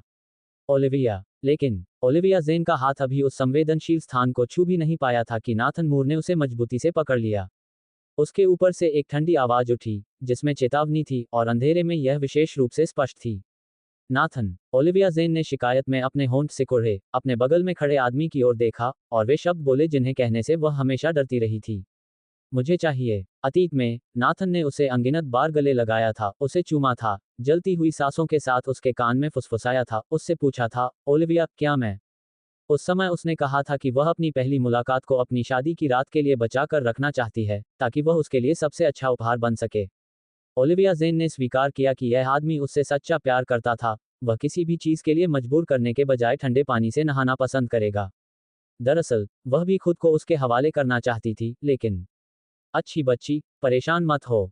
कल हमारे पास अनुबंध पर चर्चा है, चलो जल्दी आराम करते हैं। एक वाक्य ने ओलिविया जेन द्वारा जगाई गई आशा को पूरी तरह से बुझा दिया, और उसने अनिच्छा से ओह कहा, उसका दिल बुरी तरह निराश हो गया। कुछ ही क्षण पहले, उसकी उंगलियां जानबूझकर उसके पेट के निचले हिस्से पर घूम रही थीं, उसकी इच्छा को जगाने की कोशिश कर रही थीं, फिर भी वह अपना लक्ष्य हासिल नहीं कर पाए। हालांकि उसने उस जगह को छुआ नहीं था, फिर भी वो समझ गई। आदमी बिल्कुल भी उत्तेजित नहीं था क्योंकि उसका शरीर, उसकी मांसपेशियां, हमेशा की तरह बिना किसी तनाव के, शिथिल थीं। अभी अभी उनकी आवाज की तरह, इसमें भी बदलाव का कोई संकेत नहीं था। सप्ताहांत आया और यह वह दिन था जब ओलिविया जेन अपने माता पिता से मिलने गई। दूसरी मंजिल पर, ओलिविया जेन अभी भी शीशे के सामने कपड़े चुन रही थी, एक के बाद एक कपड़े चुन रही थी, फिर अपने पीछे खड़े आदमी से पूछ रही थी, क्या यह अच्छा लग रहा है? अच्छा लग रहा है। और ये भी अच्छा लग रहा है। टाइटस जेन ने कपड़े बदल लिए थे और सोफे पर बैठकर इंतजार कर रहे थे। वाकई, यह विडंबना ही थी। आमतौर पर जोड़े अपनी पत्नी के घर एक साथ जाते हैं, लेकिन उनके लिए 3 लोगों का जाना आम बात थी। हर बार जब ओलिविया घर लौटती थी, तो नाथन मूर उसके साथ जाता था और उसे भी उसके साथ आना पड़ता था। काली मर्सिडीज विला के सामने रुकी, नाथन मूर ओलिविया जेन को धक्का देकर बाहर ले जा रहे थे, ड्राइवर पहले से ही पीछे की कार का दरवाजा खोलकर इंतजार कर रहा था। नाथन मूर ने ओलिविया जेन को पीछे की सीट पर बिठाया और ड्राइवर ने जल्दी से व्हीलचेयर को मोड़कर ट्रंक में रख दिया। टाइटस जेन ने यात्री दरवाजा खोला और बैठ गया, उसके ठंडे चेहरे पर कोई अतिरिक्त भावना नहीं दिख रही थी। यद्यपि वे सभी परिवार के सदस्य थे, फिर भी उनका व्यवहार अलग था, वह इसकी आदी हो चुकी थी। नाथन मूर के आसपास के लोगों की तरह वे भी उसे आदरपूर्वक मैडम या श्रीमती कहते थे, फिर भी वे सभी जानते थे कि जिस महिला को नाथन ने अपनी गोद में उठाया था, वह उसका सच्चा प्यार थी। अध्याय शाम के 7:19। टाइटस जेन को लगा कि वह अनावश्यक था। एरियाना इवांस ने आज अपने सहकर्मियों के साथ छुट्टी लेने का विशेष प्रबंध किया, क्योंकि उन्हें पता था कि उनकी बेटी घर आ रही है, रसोई में रहेगी और नानी के साथ मिलकर काम करने में व्यस्त रहेगी। 10 बजे के कुछ समय बाद, एक काले रंग की बेंटले कार धीरे धीरे जेन परिवार के विला के गेट के सामने आकर रुकी। ड्राइवर कार से बाहर निकला, पीछे की ओर दौड़कर डिक्की खोली और व्हीलचेयर निकाली, उसे जमीन पर फैलाया, फिर तेजी से पीछे के यात्री दरवाजे की ओर बढ़ा और उसे खोल दिया। टाइटस जेन भी कार से बाहर निकले और बेंटले के पास खड़े हो गए, उन्हें अंदर जाने की कोई जल्दी नहीं थी। एक तेज हवा का झोंका आया, जिसने उसके लंबे बालों और बेज ट्रेंच कोट को ऊपर उठा दिया। उसने अपने कोट के खुले हुए हिस्से को कस लिया, अपना सिर थोड़ा सा घुमाया, और हालांकि उसके लंबे बालों ने उसके आधे गाल को ढक रखा था, फिर भी उसके चेहरे की ठंडक को छिपा नहीं पा रही थी। एक समय ऐसा भी आया जब वे तीनों एक साथ घर आए और चूंकि वह पहले विला में प्रवेश कर गई थी, इसलिए बाद में नाथन मूर ने उसे बिस्तर पर गिरा दिया और उसे कठोर सबक सिखाया। इसलिए, सजा से बचने के लिए, टाइटस जेन केवल किनारे पर इंतजार कर सकता था।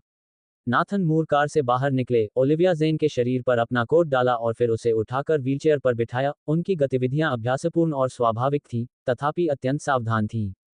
फिर उसने व्हीलचेयर को विला के गेट से अंदर धकेल दिया। तभी टाइटस जेन भी पीछे पीछे आ गया। शुरुआती वसंत की हवा, जो हमेशा चंचल और अनियंत्रित रहती थी, चेहरे पर कोई गर्माहट नहीं लाती थी, बल्कि ठंडक का एहसास कराती थी। ओलिविया जेन पर नाथन मूर द्वारा ओढ़ाए गए ट्रेंच कोट और पैरों को ढके हुए कंबल के कारण कोई प्रभाव नहीं पड़ा। टाइटस जेन खुद को कांपने से नहीं रोक पाए और उसने अपना कोट फिर से कस लिया। खून की कमी के बाद से, वह ठंड के प्रति विशेष रूप से संवेदनशील हो गई थी, और उसका पहले से ही पीला चेहरा और भी सफेद लग रहा था। माँ, मैं वापस आ गई हूँ। जैसे ही वह अंदर आई, ओलिविया जेन ने खुशी से पुकारा, और एरियाना इवांस ने मुड़कर रसोई की ओर निर्देश दिया, फिर उसका अभिवादन करने के लिए उसके पास आए। तुम सब वापस आ गए हो, जल्दी से अंदर आओ, बाहर ठंड है। नाथन मूर ने अभिवादन में सिर हिलाया और फिर ओलिविया को अंदर धकेलना जारी रखा।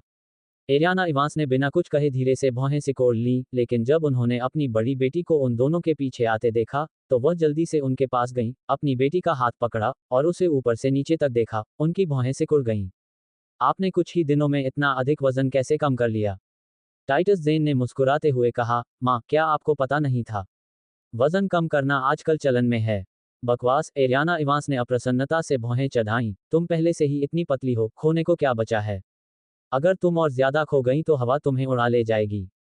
क्या ये बहुत बढ़िया नहीं होगा? एक निःशुल्क यात्रा, टाइटस ज़ेन ने मजाक में कहा, जो उनके लिए एक दुर्लभ उदाहरण था। ये बच्चा, एरियाना इवांस ने प्यार से उसके सिर पर थपथपाया। माँ, पिताजी कहाँ हैं? ओलिविया ज़ेन ने अपने पिता जूलियन ज़ेन को नहीं देखा, इसलिए उसने अपनी माँ से पूछा। जब वह छोटी थी तब से ही उसके पिता उससे बहुत स्नेह करते थे और वह भी उन पर निर्भर थी। आपके पिताजी ऊपर अध्ययन कक्ष में हैं, उन्होंने कहा है कि उनकी वीडियो कॉन्फ्रेंस चल रही है। एरियाना इवांस ने उत्तर दिया और अपनी बड़ी बेटी को लिविंग रूम में ले जाकर उनके पीछे दरवाजा बंद कर दिया। मैं ऊपर जाकर देखूंगी, ओलिविया ज़ेन ने कहा और अपनी कुर्सी के पहिए हिलाने ही वाली थी कि एरियाना इवांस ने उसे रोक दिया। बेटे, सीढ़ियों से ऊपर नीचे जाना बहुत असुविधाजनक है। नाथन को इसके लिए परेशान मत करो। माँ, ओलिविया ज़ेन ने दुखी होने का नाटक करते हुए कहा, नाथन को परेशानी से कोई परेशानी नहीं है, तो तुम्हें क्यों होगी? ओलिविया, चाचा काम के बारे में बात कर रहे हैं, चलो उन्हें परेशान न करें, नाथन मूर बोले और ओलिविया ज़ेन ने फिर जोर नहीं दिया। ठीक है तो, वह जहां भी थी, टाइटस ज़ेन को हमेशा एक अतिरिक्त व्यक्ति जैसा महसूस होता था। ठीक वैसे ही जैसे अब, भले ही वह अपने घर में थी, जहां कुछ लोग एक साथ खुशी से बातें कर सकते थे, वही थी जो अनावश्यक लगती थी। अध्याय रात के 8:20। जियोली, अगर आपको लगता है कि यह कठिन है, तो छोड़ दें। टाइटस ज़ेन अपना बैग कंधे पर रखकर सीधे सीढ़ियों की ओर गया। माँ, मैं अपने कमरे की ओर जा रहा हूँ। ठीक है, थोड़ा आराम करो। खाना तैयार होने पर मैं तुम्हें फ़ोन करूंगी। एरियाना इवांस ने मुस्कुराते हुए जवाब दिया। वह अपनी छोटी बेटी की तुलना में अपनी बड़ी बेटी टाइटस के प्रति ज्यादा उदार लग रही थी। एरियाना इवांस ने स्वयं एक बर्तन में चाय बनाई, उसे कॉफ़ी टेबल पर रखा और जैसे ही उन्होंने चाय को कप में डाला, उन्होंने बताया, नाथन, पहले चाय पी लो। तुम्हारे अंकल टाइटस अपनी वीडियो कॉन्फ्रेंस खत्म होने के बाद तुमसे बात करने आएंगे। एरियाना इवांस ने नाथन मूर की उत्कृष्टता को पहचाना, लेकिन वह इस बात से संतुष्ट नहीं थी कि वह अपने ससुराल वालों के साथ कैसे पेश आता है। चाहे उसका स्वाभाविक रूप से विनम्र स्वभाव था या अनाथ होने के कारण, हालांकि उसने उसकी बेटी से शादी की थी, फिर भी वह अपने ससुराल वालों के बिल्कुल भी करीब नहीं था। शादी के लगभग 1 साल बाद भी, वह उन्हें चाचा और चाची कहकर बुलाता था, जो सुनने में बहुत असहज लगता था। धन्यवाद। नाथन मूर ने थोड़ा सा सिर हिलाया, उसके पतले होंठ थोड़े से मुड़ गए। चायदानी नीचे रखते हुए एरियाना खड़ी हो गई। ओलिविया, थोड़ी देर के लिए नाथन के साथ रहो। मैं ऊपर कुछ देखने जा रही हूँ। ओलिविया ने जवाब दिया। ठीक है, माँ, आप आगे बढ़ें। एरियाना पहले ही सीढ़ियों की ओर बढ़ चुकी थी। अपने कमरे में वापस आकर, टाइटस ज़ेन ने दरवाजा बंद कर दिया, उस पर झुक गई, अपनी आंखें बंद कर लीं, और उसके पीले चेहरे पर उसकी थकान दिखाई दे रही थी। पिछले वर्ष, नाथन मूर ने उसे घर तक ही सीमित रखा था, यद्यपि उसे काम नहीं करना पड़ता था या उसकी गतिविधियों पर कोई प्रतिबंध नहीं था, फिर भी वह बहुत थकी हुई महसूस करती थी, भावनात्मक रूप से थकी हुई। उसने गहरी सांस ली, आंखें खोली, आराम करने के लिए बिस्तर पर लेटने ही वाली थी कि दरवाजे पर दस्तक हुई। लिली, माँ अंदर आ रही हैं। टाइटस ज़ेन ने मुड़कर दरवाजा खोला और उसकी माँ एरियाना इवांस हाथों में एक ट्रे लिए सामने खड़ी थी। माँ, अपनी सारी थकान और शिकायतें जो उसने दबा रखी थीं, अब उसकी माँ के सामने छिप नहीं पा रही थीं। टाइटस ने अपनी माँ की गर्दन थाम ली, अपना चेहरा माँ के कंधे में छिपा लिया और थकान से आंखें बंद कर लीं। इस समय, वह बस एक कंधे पर टिकना चाहती थी। एरियाना इवांस ने आह भरते हुए एक हाथ से अपनी बेटी की पीठ थपथपाई और दिल दुखाते हुए कहा, माँ जानती है, तुम्हारे साथ अन्याय हुआ है। एक माँ की बेबसी को दर्शाता एक बयान। एरियाना के कंधे से एक दबी हुई आवाज आई। टाइटस ने अपनी सबसे कमजोर छवि सिर्फ अपनी माँ के सामने ही दिखाई थी। आह, एरियाना ने फिर से आह भरी और अपनी बेटी के लंबे बालों को सहलाने के लिए हाथ उठाया। लिली, अगर यह बहुत कठिन है, तो बस छोड़ दो। यद्यपि छोड़ने से वह व्यक्ति नाराज हो सकता था और परिवार के लिए खतरा पैदा हो सकता था, लेकिन एरियाना नहीं चाहती थी कि उसकी बेटी को कष्ट उठाना पड़े। टाइटस ने अपना सिर उठाया, उसके पीले होंठ थोड़े मुड़े हुए थे, जिससे वह नाराजगी जता रही थी। माँ, मैं 10 साल से अधिक समय से घर से बाहर रह रहा हूँ, क्या आप सचमुच मुझे बाहर भेज सकती हैं? मैं इसे बर्दाश्त नहीं कर सकती। माँ, इसे कैसे बर्दाश्त कर सकती हैं? एरियाना ने अपनी बेटी की भावनाओं को अच्छी तरह समझते हुए कहा। अगर हो सके, तो कौन ऐसे आदमी से बंधना चाहेगा जो उसे दुश्मन समझता हो? यद्यपि वे दोनों इन सच्चाइयों को समझते थे, फिर भी वे उन्हें बदलने में असमर्थ थे। टाइटस ने अपनी माँ के हाथ से अपना हाथ मिलाया और माँ बेटी एक साथ बेडरूम में चली गईं। लिली, गर्भाशय को खुरचना तुम्हारे शरीर के लिए हानिकारक है, ज्यादा ध्यान रखना। बिस्तर पर ज्यादा आराम करो, कम चलो, आखिरकार तुम अभी भी प्रसवोत्तर अवधि में हो। देखो, इस तेज हवा वाले मौसम में तुमने ज्यादा कपड़े भी नहीं पहने हैं।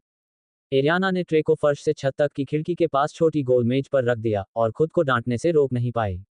मुझे पता है, माँ। टाइटस ने मुस्कुराते हुए अपनी माँ की गर्दन के चारों ओर अपनी बाहें डाल दी।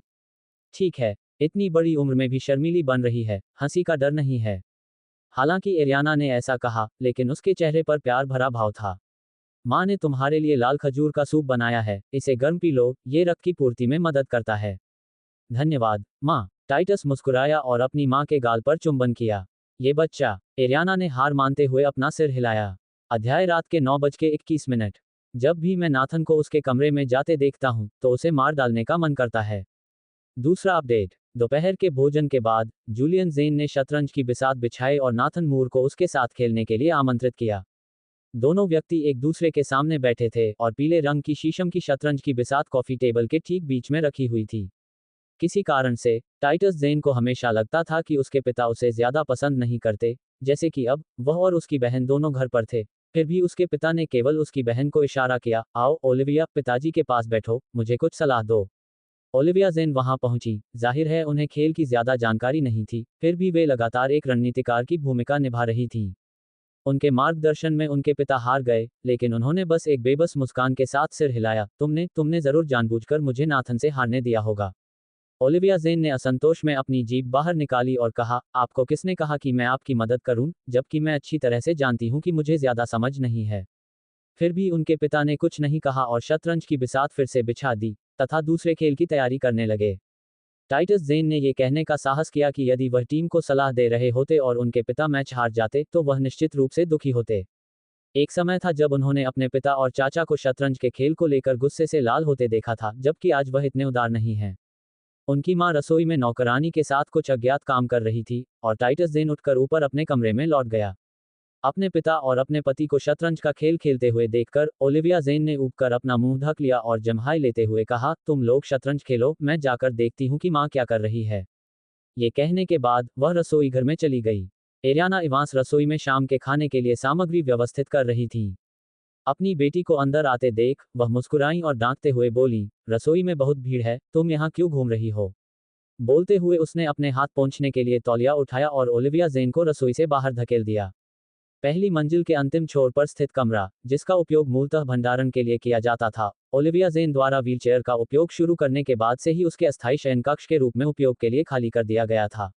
एरियाना इवांस ने अपनी बेटी को कमरे में धकेल दिया और ओलिविया जेन ने जल्दी से बात की, माँ, मुझे अब और कितना इंतजार करना होगा, मैं अपनी सीमा पर हूँ। एरियाना इवांस ने मुड़कर दरवाजा बंद कर दिया। अब उसके चेहरे पर सौम्यता और दयालुता नहीं रही, बल्कि उसकी जगह चतुराई और गणना ने ले ली। इतनी जल्दी क्या है, अभी तो सही समय नहीं है। माँ, ओलिविया जेन ने फिर से पुकारा, अपनी व्हीलचेयर को घुमाकर अपनी माँ का हाथ पकड़ लिया, जानबूझकर अपनी आवाज धीमी कर ली, फिर भी अंदर की कड़वाहट और पीड़ा को छुपाने में असमर्थ रही। क्या तुम्हें पता है, हर बार जब नाथन उसके कमरे में जाता है, तो मुझे इतनी जलन होती है कि मैं उसे चाकू से मार सकता हूँ या उसके खाने में जहर मिला सकता हूँ ताकि वह हमेशा के लिए मेरी नजरों से ओझल हो जाए। ओलिविया जेन की अभिव्यक्ति घृणा से क्रूरता में बदल गई, उसकी आंखों से जहरीली लपटें निकल रही थीं। कल रात उसके जानबूझकर छेड़े जाने पर नाथन मूर की ओर से कोई प्रतिक्रिया नहीं आई, जो उसके लिए निस्संदेह अपमानजनक था। एक जमाना था जब नाथन मूर सिर्फ गले लगने और चूमने से ही कामुक नजरों से भर जाते थे। अगर उस बेचारे टाइटस जेन ने उन्हें संतुष्ट न किया होता, तो वो उनके प्रति उदासीन कैसे हो सकते थे। इसलिए वह चाहती थी कि टाइटस जेन तुरंत उसकी नजरों से ओझल हो जाए। क्या बकवास कर रहे हो, एरियाना इवांस ने ठंडे भाव से डांटते हुए कहा, अगर उसे कुछ हो गया तो तुम क्या करोगे। माँ, लेकिन मैं अब और इंतजार नहीं कर सकती। ओलिविया जेन परेशान दिख रही थी जब उसने देखा कि जिस आदमी से वह प्यार करती थी, वह अपनी जरूरतें पूरी करने के लिए उसकी बहन के पास जा रहा है। यह एक क्रूर सच्चाई है जिसे कोई भी बर्दाश्त नहीं कर सकता। चाहे आपको पसंद हो या नहीं, आपको इंतजार तो करना ही होगा। एरियाना इवांस ने ओलिविया जेन की शिकायतों को बीच में ही टोकते हुए कहा, हमने 20 साल से ज्यादा इंतजार कर लिया है, 2-3 साल और क्या फर्क पड़ता है। छोटी छोटी बातों में धैर्य रखने से हमारी बड़ी योजनाएं सुरक्षित रहती हैं। अगर आपकी यह हालत न होती तो क्या आपको लगता है कि वह आज्ञाकारी होकर देश में ही रहती? ओलिविया जेन को अपनी माँ का तर्क स्पष्ट था, लेकिन फिर भी। माँ, मुझे दर्द हो रहा है। अगर आप दर्द में भी हैं तो आपको उसे सहना ही होगा। जिंदगी की तुलना में दर्द का क्या मतलब है? अध्याय रात के 10:22। एरियाना इवांस ने मुस्कुराते हुए समझाया, जेनी भारी नहीं है, मैं उसे उठा सकती हूँ। अपनी बेटी को दिलासा देने के बाद एरियाना इवांस कमरे से बाहर निकली और कॉफी टेबल पर आई, चायदानी उठाने के लिए नीचे झुकी और मुस्कुराते हुए बोली, मैं आप सभी के लिए एक ताज़ा चाय बनाऊंगी। ओलिविया कहाँ है? जूलियन जेन ने एक मोहरा आगे बढ़ाया और सहजता से पूछा। एरियाना इवांस ने चायदानी उठाए और रसोई की ओर चली गई। उसने कहा कि वह थकी हुई है, वह आराम करने के लिए बिस्तर पर लेट गई है। एरियाना इवांस की इस अनौपचारिक टिप्पणी से चेसबोर्ड माउंटेन के दो पुरुषों ने एक साथ अपना सिर ऊपर उठाकर उसकी ओर देखा। नाथन मूर ने अपनी सुंदर भौहें सिकोड़ लीं। आंटी, क्या आप उसे उठा सकती हैं? एरियाना इवांस अचानक रुक गईं, उन्हें एहसास हुआ कि उन्होंने कुछ गलत कहा है। उनकी आंखों में कुछ चमक और कौंध हुई। कुछ क्षण के लिए, फिर वह चायदानी हाथ में लिए मुस्कुराते हुए वापस मुड़ी और समझाया। ओलिविया भारी नहीं है, और बिस्तर भी ऊंचा नहीं है। मैं उसे अभी भी उठा सकता हूँ। नाथन मूर ने कुछ नहीं कहा, उनकी सुंदर भौहें लगभग अदृश्य रूप से सिकुड़ गईं, फिर वह शतरंज के खेल का अध्ययन जारी रखने के लिए पीछे मुड़ गए। रात्रि भोजन के बाद सभी लोग बैठक कक्ष में बैठे और कुछ देर तक बातें करते रहे। उसके बाद नाथन मूर उठकर जाने के लिए तैयार हो गए। पापा, माँ, अब हम वापस चलते हैं। अगले हफ्ते हम आपसे फिर मिलेंगे। अपनी व्हीलचेयर पर बैठी ओलिविया जेन को नाथन मूर ने विला के भव्य प्रवेश द्वार की ओर धकेला। उनके गुड़िया जैसे चीनी मिट्टी के चेहरे पर मुस्कान थी। ये देखकर कि उसकी बहन टाइटस जेन अभी भी अपने माता पिता के पास खड़ी थी और उसका उनके पीछे जाने का कोई इरादा नहीं था, उसने उसे याद दिलाने के लिए अपना सिर घुमाया। बहन, हम वापस जा रहे हैं। ओलिविया का व्यवहार सौम्य और मैत्रीपूर्ण था, जो कि पहले कमरे में उसके व्यवहार से बिल्कुल विपरीत था। अपनी बहन की ओर एक नज़र डालने के बाद टाइटस जेन ने कोई जवाब नहीं दिया, बल्कि अपनी मां की ओर मुड़कर बातचीत का संकेत देते हुए कहा, मां, मैं कुछ दिन घर पर रहना चाहता हूं। ठीक है। एरियाना इवांस ने अभी यह शब्द कहा ही था कि नाथन मूर ने उसे बीच में ही रोक दिया। नाथन मूर वहीं रुक गए और पीछे मुड़ गए, उनके सुंदर चेहरे पर कोई भावना नहीं दिख रही थी। अगर यह आपके स्वास्थ्य के लिए सुविधाजनक नहीं है तो अंकल और आंटी को परेशान न करें। घर पर कई देखभाल करने वालों के साथ यह अधिक सुविधाजनक है। ये कथन विचारशील और दयालु प्रतीत होता था, फिर भी इसमें स्पष्ट रूप से शक्ति और प्रभुत्व था। टाइटस जेन के होंठ थोड़े से फड़क गए। नाथन मूर की उदासीन निगाहों से मिलते हुए, वह जिद नहीं करती, क्योंकि वह स्पष्ट रूप से समझती थी कि यदि वह जबरदस्ती अपने माता पिता के घर पर भी रहती है तो एक दिन ऐसा आएगा जब उसे वापस लौटना पड़ेगा, और तब उसे अवश्यंभावी रूप से दंड का सामना करना पड़ेगा। उसका पस कस गया, उसके होठों पर हल्की सी मुस्कान आ गई। उसने कहा, पिताजी, माँ, मैं जा रही हूँ। ओलिविया जेन के विपरीत टाइटस जेन ने छोड़ना शब्द का प्रयोग किया, क्योंकि वह स्थान वास्तव में उसका घर नहीं था, इसलिए उसे यही शब्द प्रयोग करना पड़ा। ऐसा कहकर, अपने माता पिता के जवाब का इंतजार किए बिना, वह अपने कदम बढ़ाकर नाथन मूर और ओलिविया जेन के पास से गुजरी और विला के गेट के सामने खड़ी बेंटले की ओर चल पड़ी। नाथन मूर की आंखें थोड़ी सिकुड़ गईं, धुंधली रात ने उनकी आंखों में छिपी भावनाओं को छिपा लिया। टाइटस जेन ने यात्री दरवाजा खोला और सबसे पहले बैठ गई, उसकी ठंडी निगाहें सीधे सामने टिकी हुई थीं। अपनी बेटी की जिद्दी पीठ को देखते हुए एरियाना इवांस ने अपना हाथ बढ़ाया, उसे रुकने के लिए कहने के लिए बोलना चाहा, फिर अपने बगल में खड़े अपने पति की ओर देखा, और ये देखकर कि उसने कोई प्रतिक्रिया नहीं दी, वह अंततः चुप रही। पिताजी, माँ, हम जा रहे हैं, अलविदा। नाथन मूर द्वारा कार में बिठाए जाने पर ओलिविया जेन ने मुस्कुराते हुए अपने माता पिता की ओर हाथ हिलाया। हम सड़क पर सावधान रहना। जूलियन जेन ने भी अपनी छोटी बेटी की ओर हाथ हिलाकर कहा। लगभग 60 वर्षीय व्यक्ति के सुव्यवस्थित चेहरे पर एक प्रेमपूर्ण मुस्कान झलक रही थी। एरियाना इवांस ने हाथ हिलाया, उसके होंठ थोड़े मुड़े हुए थे और उसने कुछ और नहीं कहा। जब काली बेंटले धीरे धीरे दूर चली गई, तभी उसने पलटकर अपने पति की तरफ तिरस्कार भरे भाव से देखा। जूलियन, तुम अभी कुछ कह सकते थे। टाइटस कुछ दिन हमारे साथ रहना चाहता था। वहां रुकने के लिए क्या है? एक बेटी की शादी हो जाना पानी के छींटे मारने के समान है। जूलियन जेन ने नाराजगी के साथ एरियाना की बात को बीच में ही काटते हुए विला में वापस जाने के लिए कहा। अपने पति को पीछे हटते देख एरियाना की आंखें नम हो गईं और वह तेजी से उसके पीछे चली गई। अध्याय रात के 11:23। इस जीवन में, मैं उस आदमी के साथ कभी नहीं रहना चाहती जिसे मैं पसंद करती हूँ। विला पर वापस आकर देखा तो 9 बजने वाले थे। टाइटस जेन अपना बैग लेकर सीधे ऊपर चला गया और अपने कमरे में लौट आया। साधारण स्नान के बाद उन्होंने घर के कपड़े पहने, अपने लिए एक गिलास में रेड वाइन डाली, गद्देदार फर्श पर बैठे, चित्रफलक को ढके नीले कपड़े को उठाया, वाइन का गिलास अपने पास फर्श पर रखा, और कैनवास पर रूपरेखा बनाते हुए पैलेट पर तेल के रंगों को मिलाने के लिए एक पेंट ब्रश उठाया। स्वाभाविक रूप से आकर्षित, टाइटस ज़ेन को बचपन से ही चित्रकला का शौक था। उन्होंने स्वयं ही यह सीखा था। किंडरगार्टन में रहते हुए ही उन्होंने पेंसिल से पूर्ण स्थिर जीवन चित्र बनाए थे, और लोगन रे को भी कला से लगाव था, इसलिए वे एक साथ अध्ययन करने के लिए विदेश चले गए। जैसे ही उन्होंने चित्र बनाना शुरू किया, कैनवास पर छवि अभी भी अपने प्रारंभिक रूप में थी, पहचानने योग्य नहीं थी, केवल रंग ही टाइटस ज़ेन के उस समय के जीवन की तरह गंभीर थे। ओलिविया ज़ेन को नाथन मूर ने वापस उसके कमरे में ले जाया। इस बार उसने नाथन को अपने साथ बिस्तर साझा करने के लिए नहीं कहा, बल्कि केवल मुस्कुरा कर कहा, नाथन, तुम्हें भी जल्दी आराम करना चाहिए, बहुत देर तक काम नहीं करना चाहिए। नाथन मूर ने हल्की सी गुनगुनाहट की, ओलिविया ज़ेन के माथे को धीरे से चूमा, उसे शुभ रात्रि कहा और फिर चले गए। अपने माथे पर उस स्थान को छूते हुए जहां नाथन मूर ने चुंबन किया था, ओलिविया ज़ेन की पानी भरी आंखें थोड़ी सिकुड़ गईं। उन्हें एहसास हुआ कि उस रात के बाद से ऐसा लग रहा था कि उन्होंने कभी सचमुच चुंबन नहीं किया था। टाइटस ज़ेन के लिए वह रात एक निरंतर दुष्स्वप्न की शुरुआत थी। वह अपनी बहन ओलिविया के लिए दुल्हन के कमरे की रखवाली कर रहा था। वह केवल अपनी गलती की भरपाई करने की कोशिश कर रहा था, क्योंकि उसकी शादी बहुत महत्वपूर्ण थी, फिर भी वही था जिसके कारण उसे अस्पताल में भर्ती होना पड़ा।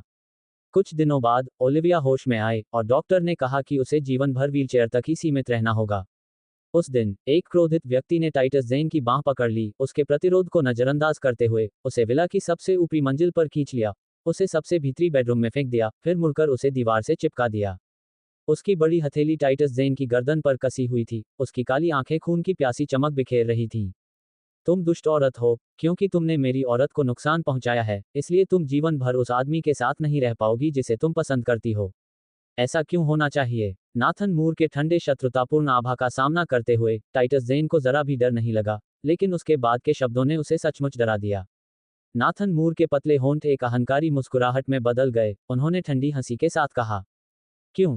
क्योंकि मैं नाथन मूर हूं, क्योंकि मेरे पास पूरे ज़ेन परिवार को मृतकों के साथ ले जाने की शक्ति है। ऐसा कहने के बाद टाइटस ज़ेन की आश्चर्यचकित आंखों में नाथन मूर ने कहा, विश्वास नहीं हो रहा। आप कोशिश कर सकते हैं। यद्यपि वह कई वर्षों से विदेश में रह रही थी और नाथन मूर से केवल 2 बार ही मिली थी, फिर भी वह उसके निर्णायक और निर्दयी व्यापारिक लेन देन से अच्छी तरह परिचित थी। 20 साल की उम्र में, जब माता पिता दोनों एक कार दुर्घटना में मारे गए थे और कॉलेज की पढ़ाई पूरी भी नहीं हुई थी, उन्होंने ये भारी जिम्मेदारी अपने ऊपर ले ली। असाधारण रूप से निर्दयी हुए बिना एक युवा वयस्क अपने परिवार के उद्यम को कैसे बचा सकता था? इसलिए टाइटस ज़ेन डरी हुई थी, क्योंकि वह अपने परिवार के भाग्य के साथ जुआ खेलने की हिम्मत नहीं कर सकती थी। उसे आज भी वह दिन याद है जब उसकी बहन को अस्पताल से छुट्टी मिली थी। पूरा विला अंदर और बाहर से ऐसे सजाया गया था जैसे कोई त्योहार हो। रात में दंपति भोजन कक्ष में बैठे, सभी लाइटें बंद कर दी, रोमांटिक मोमबत्ती की रोशनी में रात्रि भोज के लिए मोमबत्तियां जलाईं, और उसके बाद एक थोड़ा नशे में धुत आदमी अपनी बहन ओलिविया ज़ेन को उठाकर दूसरी मंजिल पर स्थित उनके नए कमरे में ले गया। उस समय टाइटस ज़ेन अपने कमरे की छत पर एक नर्म गद्दी पर बैठे थे और रात के आकाश को देख रहे थे। दूर से कुछ रोशनियां टिमटिमा रही थीं, विला की ओर बढ़ रही थीं, और पास आती जा रही थीं, इतनी पास कि उसे अस्पताल से एम्बुलेंस की आवाज साफ सुनाई दे रही थी। टाइटस ज़ेन उठ खड़ी हुई और बालकनी की रेलिंग पर झुककर नीचे देखने लगी। उसने देखा कि उसकी बहन ओलिविया ज़ेन को अस्त व्यस्त कपड़ों में एक आदमी रात में उठाकर ले जा रहा था। अध्याय रात के 12:24। टाइटस ज़ेन ने सावधानी से देखा क्योंकि वह आदमी कदम दर कदम उसकी ओर बढ़ रहा था। उस समय टाइटस ज़ेन को पता नहीं था कि क्या हो रहा है, और वह उसका पीछा करना चाहता था, फिर भी उसे चिंता थी कि नाथन मूर अपना गुस्सा खुद पर निकालेंगे। इसलिए वह केवल मंच पर खड़े होकर दूर से ही देख सकता था। चौथी मंजिल पर अपने कमरे में लेटे हुए उसके दिमाग में नाथन मूर की छवि घूम रही थी, जो रात में अपनी बहन को पकड़े हुए एम्बुलेंस में चढ़ रहा था। वह एक दुर्भावनापूर्ण महिला नहीं थी, और वह हमेशा अपनी बहन की स्थिति के बारे में गहरा अपराधबोध महसूस करती थी, साथ ही बहुत चिंतित भी रहती थी। उसे कोई अंदाजा नहीं था कि उसकी बहन, जिसे फिर से एम्बुलेंस द्वारा ले जाया गया था, अब कैसी होगी।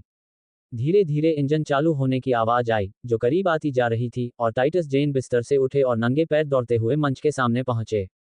छठी इंद्री से प्रेरित होकर उन्हें लगा कि यह अवश्य ही नाथन मूर ही लौट रहे हैं। धुंधली रात की रोशनी में वह सेडान का रंग नहीं पहचान पा रहा था। चौथी मंजिल से नीचे देखते हुए उसे बस उस आदमी का खूबसूरत चेहरा दिखाई दे रहा था जो रात की रोशनी में और भी भयावह और गंभीर लग रहा था, और इमारत में काफी ऊपर होने के बावजूद टाइटस ज़ेन कांपने से खुद को नहीं रोक पाया। नाथन मूर को विला के मुख्य द्वार से आते देख टाइटस ज़ेन अपने कमरे से बाहर निकला और जल्दी से नीचे की ओर भागा। बहन उसके साथ वापस नहीं आई। क्या ये फिर से बीमारी का दौर हो सकता है? इससे पहले कि वह ग्राउंड फ्लोर की लॉबी में पहुंचता, दूसरी मंजिल के कोने पर उसे एक अस्त व्यस्त कपड़े पहने व्यक्ति का सामना करना पड़ा। टाइटस जेन रुक गया, सीढ़ियों की रेलिंग पकड़कर, नंगे पैर वहीं खड़ा होकर, जवाब का इंतजार करने लगा। नाथन मूर ने एक सफेद शर्ट पहन रखी थी, जिसमें केवल 3 बटन गलत तरीके से लगे हुए थे। काले रंग की पतलून कूल्हों पर चिपकी हुई थी और जिप आधी ही खुली थी। पैरों में स्लिप ऑन चप्पलें थीं। शर्ट की छाती पूरी तरह खुली हुई थी और टाइटस जेन उसकी गर्दन पर एक बैंगनी निशान स्पष्ट रूप से देख सकता था। ऐसा लग रहा था जैसे सीढ़ी की रेलिंग पर झुककर टाइटस जेन के होंठ हिले और उसने संकोच से बोलना शुरू किया, क्या हुई यून? इससे पहले कि वह अपनी बात पूरी कर पाता, वह आदमी उग्रभाव के साथ आगे बढ़ा और तेजी से टाइटस जेन के पास पहुंचा, उसकी कलाई पकड़ ली और उसके शयन कक्ष की ओर बढ़ गया। मुझे छोड़ दो, नाथन मूर, क्या तुम पागल हो गए हो? हुयुन को क्या हुआ? टाइटस जेन ने अपनी पूरी ताकत से संघर्ष किया, उसके पतले हाथ नाथन मूर की पीठ पर थपथपा रहे थे, उसकी बाहें, लेकिन मूर बेसुध लग रहा था। जैसे ही वे बेडरूम में दाखिल हुए, उसने उसे जकड़ लिया। फिर एक झटके के साथ, उसने दरवाजे को लात मारकर बंद कर दिया। चक्कर आने के कारण टाइटस जेन को नाथन मूर की कोहनी ने दरवाजे के पैनल पर दबा दिया। उसकी मजबूत बांह उसकी गर्दन पर कसकर दब गई, जिससे उसे सांस लेने में कठिनाई हो रही थी। नाथन मूर का सुंदर चेहरा विकृत होकर राक्षसी हो गया, उसकी ओब्सिडियन आंखें रक्त पिपासा की ज्वालाएं उगल रही थीं, उसके पतले होंठ दांत पीसने की घृणा से भरे हुए थे। टाइटस जेन, अगर तुमने ऐसा किया है तो तुम्हें इसे सहने का साहस भी होना चाहिए। आह! एक खतरनाक चीख के साथ नाथन मूर ने टाइटस जेन को बिस्तर पर फेंक दिया। डॉट डॉट डॉट टाइटस जेन ने वाइन का गिलास उठाया, उसे अपने होठों से लगाया और एक छोटा सा घूंट लिया। उनके दाहिने हाथ में अभी भी एक पेंट ब्रश था। उनकी निगाहें कैनवास पर एक ऐसी भावना के साथ टिकी हुई थी जिसे परिभाषित करना कठिन था। अपनी बहन की दुर्घटना के बाद से उसकी नींद की गुणवत्ता लगातार खराब होती जा रही थी। वह हर रात अनिद्रा से पीड़ित रहता था तथा केवल शराब की मदद से ही सो पाता था। सफेद कैनवास पर एकमात्र रूपरेखा दिखाई देने लगी थी, रंग गहरे और उदास, एक के बाद एक स्ट्रोक, घुमावदार, सीधे, लापरवाही से फैले हुए, एक महिला के बाल की तरह। नाथन मूर ने दस्तक नहीं दी, उन्होंने बस दरवाजा खोला और अंदर चले गए। वे अभी अभी नहाकर आए थे, उन्होंने बाथरोब पहन रखा था और उनके गीले, बिखरे बाल उनके माथे पर लटक रहे थे। बाथरोब की बेल्ट ढीली बंधी हुई थी, जिससे उसकी मजबूत मांसपेशियों का विस्तृत विस्तार दिख रहा था, और टाइटस जेन ने पीछे मुड़कर देखा, अपने कमरे में उस आदमी को देखकर उसकी अभिव्यक्ति तुरंत तनावपूर्ण हो गई। वह रक्षात्मक भाव से उस आदमी को करीब आते देख रहा था और घबराहट में अपने होंठ चाट रहा था। नाथन मूर, आप क्या करना चाहते हैं? Thanks for watching.